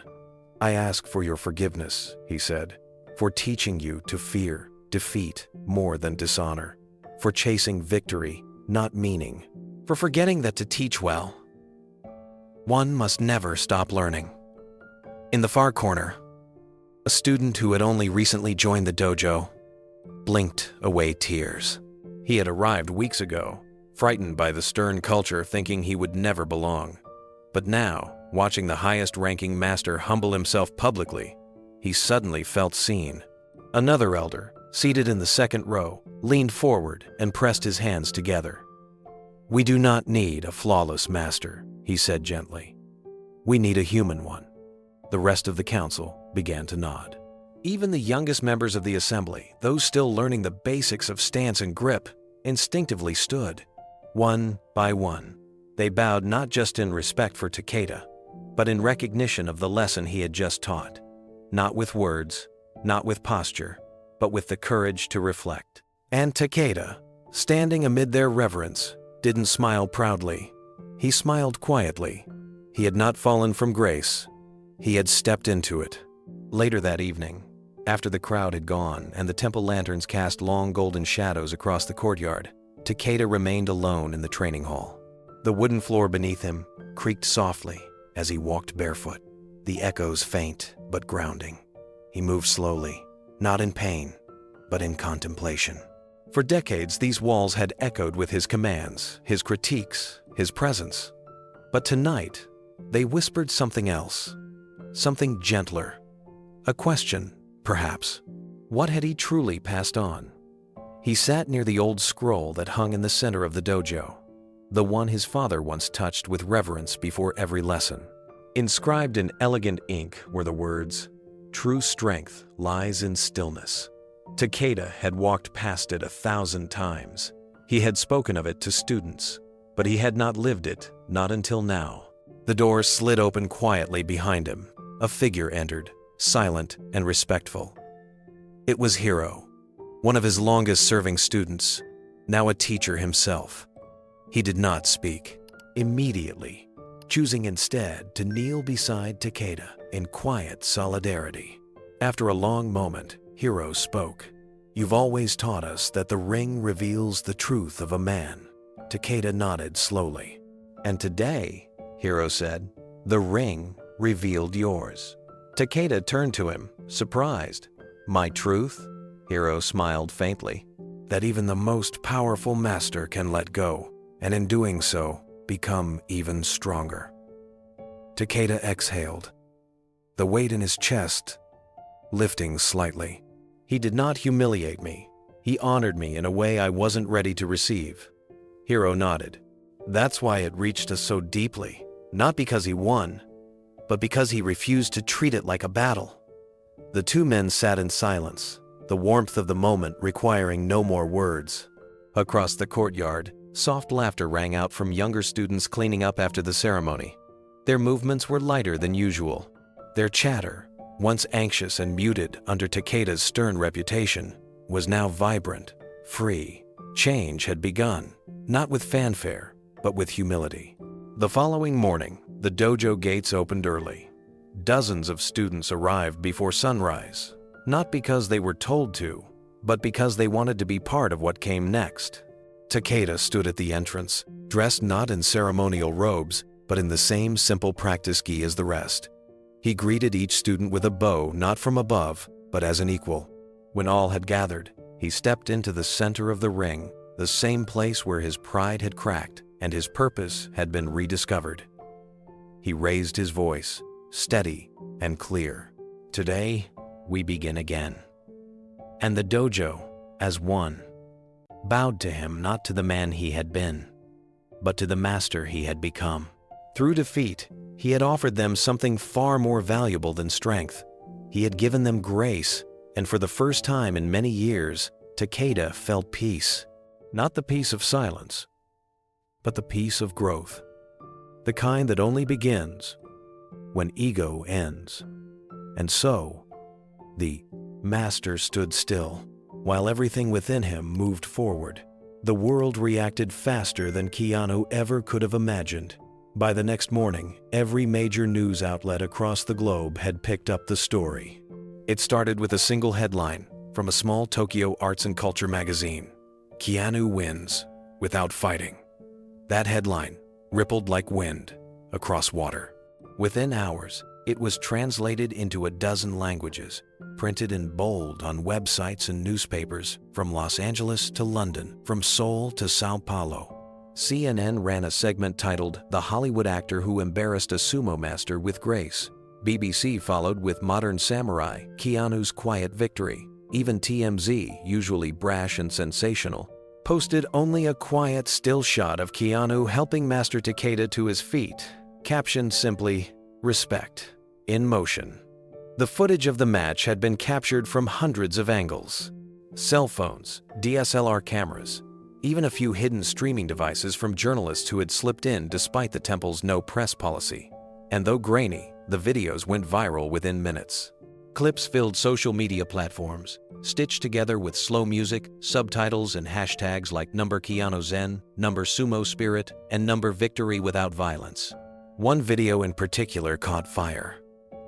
It was from a young exchange student in the crowd who had whispered into her phone, barely audible over the murmurs of the stunned dojo, "He didn't fight, he absorbed."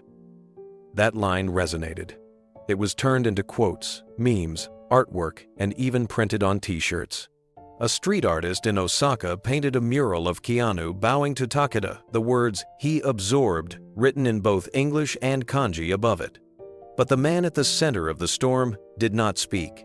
Not a single interview, no press conference, no Instagram posts or thank you tweets. Keanu resumed filming his movie the next day as if nothing had happened. On set, he was his usual quiet, respectful, self-checking lighting, cues, making sure the crew had snacks, bowing to the extras after every scene. When the director asked if he'd like to incorporate any of the new attention into the production, maybe shoot a behind-the-scenes moment, or make a comment to the fans, Keanu only smiled politely and shook his head. "I'm just an actor," he said softly. That was real life. Let it breathe. But at night, in the quiet of his modest hotel room on the edge of Kyoto's historic Gion district, Keanu pulled out his black leather journal and began to write. He didn't write for others. He wrote to listen to himself. That night's entry began with the same 3 words he always used: "Stillness is strength."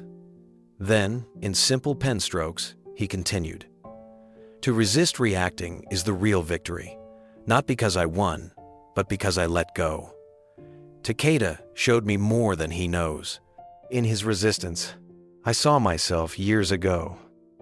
Always proving, always grasping. But the still point is where truth lives." That's what I felt in the ring. Not the power to dominate, but the power to remain. He closed the journal and placed it on the nightstand next to a small stone he'd picked up from the temple garden. Smooth, round, grounded. The city outside buzzed with noise, celebration, media chaos. Inside, all was still. 2 days later, a studio executive flew in from Los Angeles and tried to persuade Keanu to appear on a primetime late-night show. The host had even prepared a segment called Zen and the Art of Sumo Defense. There was talk of sponsorships, a Netflix docuseries, and even a coffee table book based on the philosophy people were now attaching to his actions.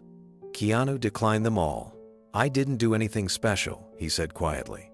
"I was just present." The executive stared, baffled. You brought down a sumo champion without using violence. That's a global message, Keanu. People want to know more." Keanu smiled politely. "Let the message speak, without me talking over it." That answer didn't make it to any headline. But the silence around it somehow said more than a quote ever could. Back in the United States, martial arts communities began dissecting the footage frame by frame. Judo forums and Aikido circles praised his footwork and posture. Sumo historians debated whether Keanu had actually employed any formal technique or simply responded intuitively. What astonished many of them wasn't the precision, it was the patience. He didn't resist a kata, one Brazilian black belt posted in a popular Reddit thread. He received him, redirected him. That's the essence of martial philosophy. I've never seen it done like that by someone without formal rank. In Tokyo, the temple began receiving letters from around the world. Some were from veterans moved by Keanu's restraint. Others came from teenagers who'd never seen martial arts as anything more than fight scenes in movies. Now they were asking for reading lists, asking for wisdom. One letter was from a retired sensei in Okinawa who wrote simply, "He bowed with his whole being." That is enough to teach generations. Meanwhile, Keanu continued filming during the day and walking the city's quiet backstreets at night. Locals started spotting him in the most unexpected places. Not at luxury restaurants or shopping streets, but sitting cross-legged beside a koi pond, sketching something in his notebook, lighting incense at a roadside shrine, helping a lost tourist find their way, then disappearing before they could ask for a photo. He returned often to the temple where it all happened, not to be honored, but to sweep the courtyard before the sun rose. One morning, as he raked fallen leaves, a young boy approached him. The boy was maybe 7 years old, small, quiet, holding a worn plastic lunchbox and wearing a sumo training jacket 2 sizes too big. The child looked up shyly and said, "Were you scared?" Keanu paused, leaning on the broom handle.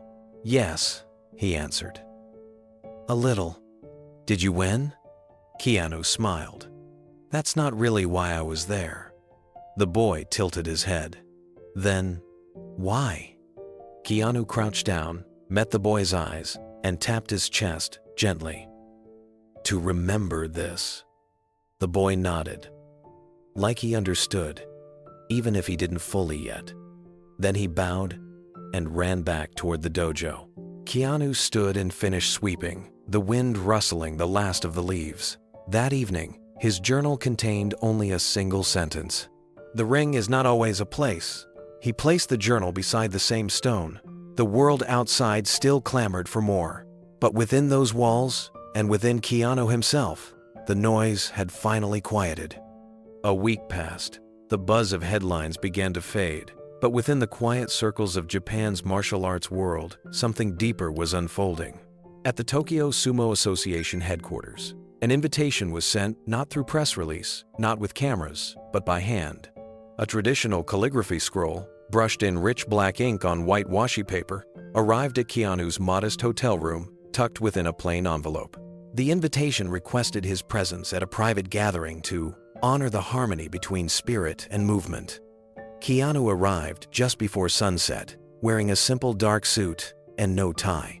The hall was nestled inside an aging compound in Ryogoku, far from the neon chaos of the city. It smelled faintly of incense and tatami mats. Candles flickered along the entryway. No reporters waited outside. No fans with phones. Only silence and reverence. Inside, a half-moon of elders waited.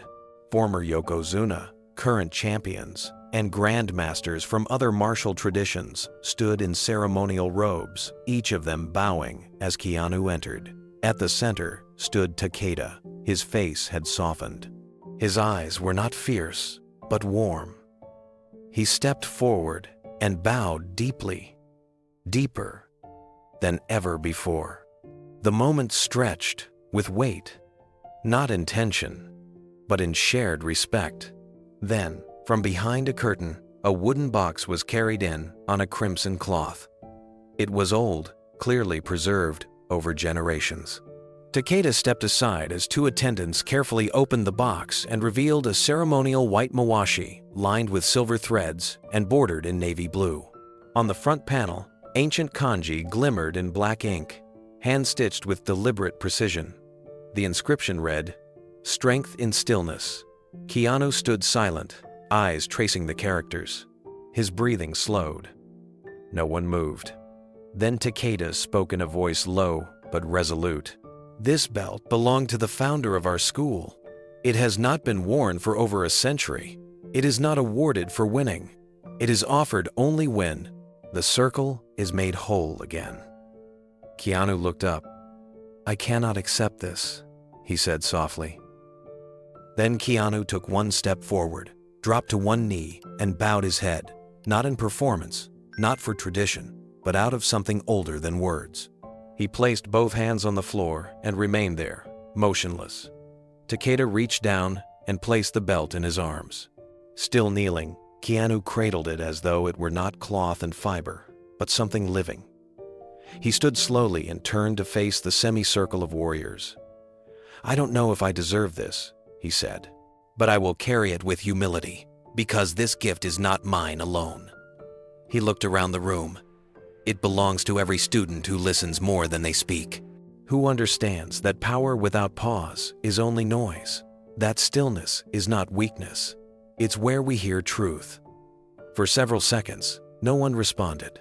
Then, one by one, the masters bowed not to a celebrity, not to a victor, but to a man who had reminded them all of the purpose they had once chased as young men. And behind them, in the shadows, stood a line of apprentices, quiet, awestruck, changed. The ceremony moved into a quieter rhythm.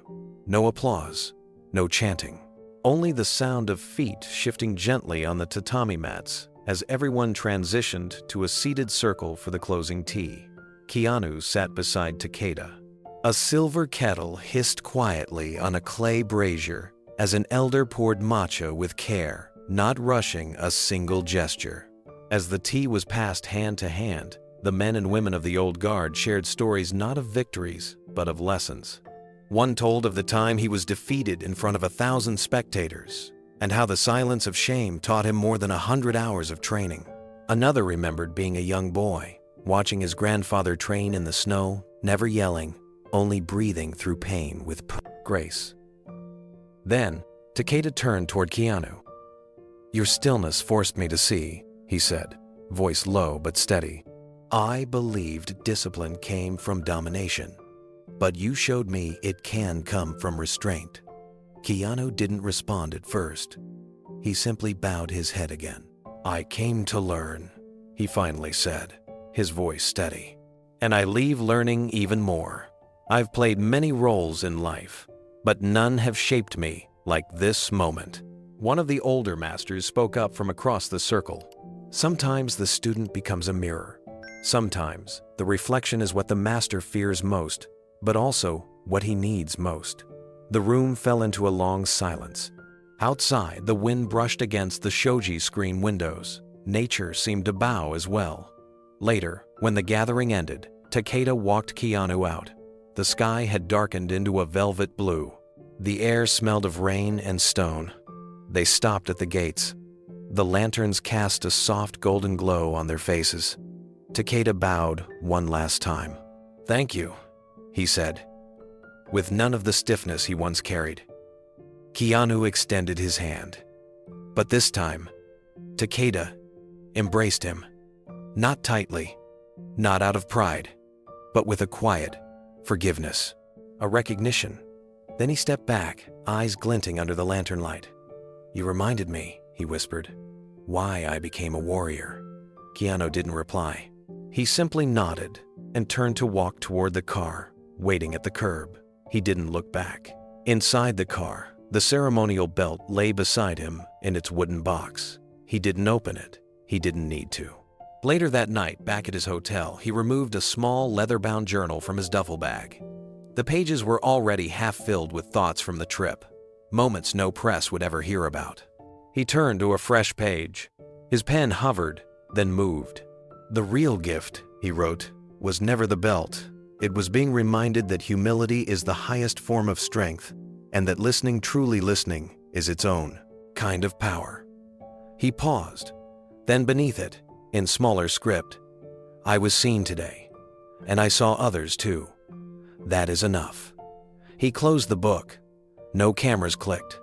No tweets trended. No agents called. Only the steady beat of rain outside and the slow exhale of a man who had been changed not by fame, not by fighting, but by silence, respect, and the kind of honor that needs no spotlight. The morning air in Kyoto carried a peace that couldn't be scripted.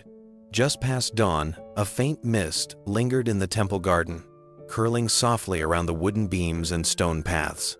The light came slowly, inching up the moss-covered walls with a golden patience. Keanu moved quietly through the courtyard, wearing simple, loose-fitting clothes in earthy tones. In his hands, a wooden broom. He wasn't acting. He wasn't preparing for a role. He wasn't seeking attention. He swept the leaves that had gathered overnight near the temple gate, one at a time. There was no hurry. A red maple leaf drifted down from above. It landed soundlessly in the pile he had just formed, as if the world itself was joining in the motion. In the distance, a monk passed with a soft nod. No words were exchanged. They didn't need to be. What lingered in the air was not silence, but understanding. This was not a performance. It was a ritual of grounding, a practice of presence. Keanu had come here not to be seen, but to feel small in the best possible way. Among centuries-old stones, towering pines, and the distant echo of chanting, he remembered that life was more about stillness than spectacle. For years, the world had tried to define him through headlines, through stunts, through the lens of fame. But here, under the cherry blossoms and temple leaves, he returned to something older than any camera could capture. Each sweep of the broom across the wooden walkway felt like a heartbeat, steady, grounded, intentional. Inside the temple walls, the scent of incense drifted out from the meditation room. Bells chimed faintly in the distance, marking the turning of the hour. He had written no statement. He had granted no interviews. He had given no response to the viral footage that had swept across the internet just days ago. Millions had watched him bow, not fight, and yet win something far greater than applause. But for Keanu, that moment wasn't about triumph. It was about transformation. That morning in the sumo ring, when he chose not to strike, he had offered a kind of resistance the world wasn't used to celebrating. Not the kind with fists or fame, but the kind that whispered instead of shouted, the kind that honored instead of humiliated, the kind that listened instead of judged.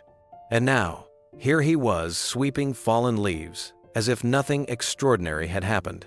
Because in truth, it hadn't. He hadn't conquered an opponent.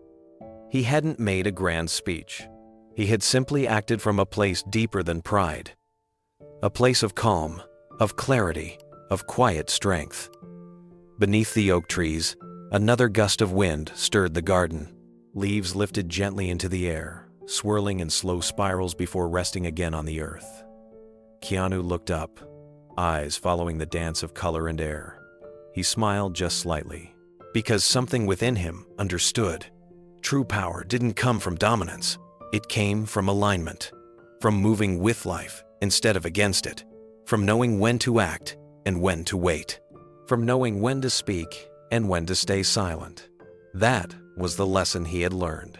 Not from books, not from roles, but from an old sumo master who once tried to humiliate him and ended up bowing instead. A few tourists began to appear near the temple entrance, their voices hushed, their steps hesitant. They spotted Keanu but didn't reach for phones. Something about the way he moved, calm and deliberate, made it feel wrong to interrupt. He continued sweeping, not to be seen, not for show, but because something in the simple act gave shape to his thoughts. This temple wasn't on a tourist map. It had no grand gates, no famous relics, no celebrity history, and maybe that's why he came here, because it was quiet, because it allowed him to vanish, to become part of the scenery. It reminded him that legacy wasn't built by being remembered, but by the energy one left behind. That morning, as he finished gathering the last of the leaves into a soft pile near the bamboo fence, the abbot stepped forward from the temple hall. A small man, weathered by decades of devotion, with eyes that saw without needing to search. He handed Keanu a folded piece of paper, without a word. Keanu bowed and accepted it. Later, sitting on the smooth stone steps under the trees, he unfolded the note. Only one sentence had been written. To resist reacting is to rewrite the script of the world. He read it twice, then folded it again and slipped it into his jacket. That single line echoed louder than applause. It told the story of a man who refused to return violence for mockery, who didn't meet challenge with ego, but with presence, who reminded the world that gentleness is not weakness, and silence is not surrender. When the world had expected a show, he gave them grace. When the crowd had braced for conflict, he delivered peace. When critics had searched for flaws, he offered humility instead. He had walked into the ring of confrontation, not to defeat an opponent, but to dissolve the idea that one was needed. It was the kind of courage that didn't make headlines, but it made ripples. In dojo halls across Japan, students now practiced with a new mantra. In Hollywood, directors revisited their scripts with fresh eyes, asking what kind of strength their heroes should truly embody. In homes around the world, people talked not about a victory, but about a choice. And that was the legacy, not the match, not the footage. But the moment someone decided that dignity mattered more than dominance. Later that week, as he prepared to leave Kyoto, Keanu stood one last time at the temple gate. A breeze moved through the trees again, scattering fresh leaves across the path he had just cleared. He didn't sigh. He didn't go back to sweep them again. He simply smiled, because that was the way of life. It never stayed neat. It never stayed finished. But you could still show up every day and do the work, quietly, consistently, with care. And that was enough. As he stepped away from the gate, the camera slowly followed him, if only in our imagination. No lights, no boom mics, just the whisper of wind behind him and the gentle crunch of gravel underfoot. He didn't look back. He didn't need to. Some moments speak loudest when we don't say anything at all. What about you? What hidden strength have you kept silent, waiting for the right moment? Share your story in the comments. We'd love to hear it. And if you believe that humility is true power, subscribe for more incredible stories that remind us of the quiet heroes walking among us every day.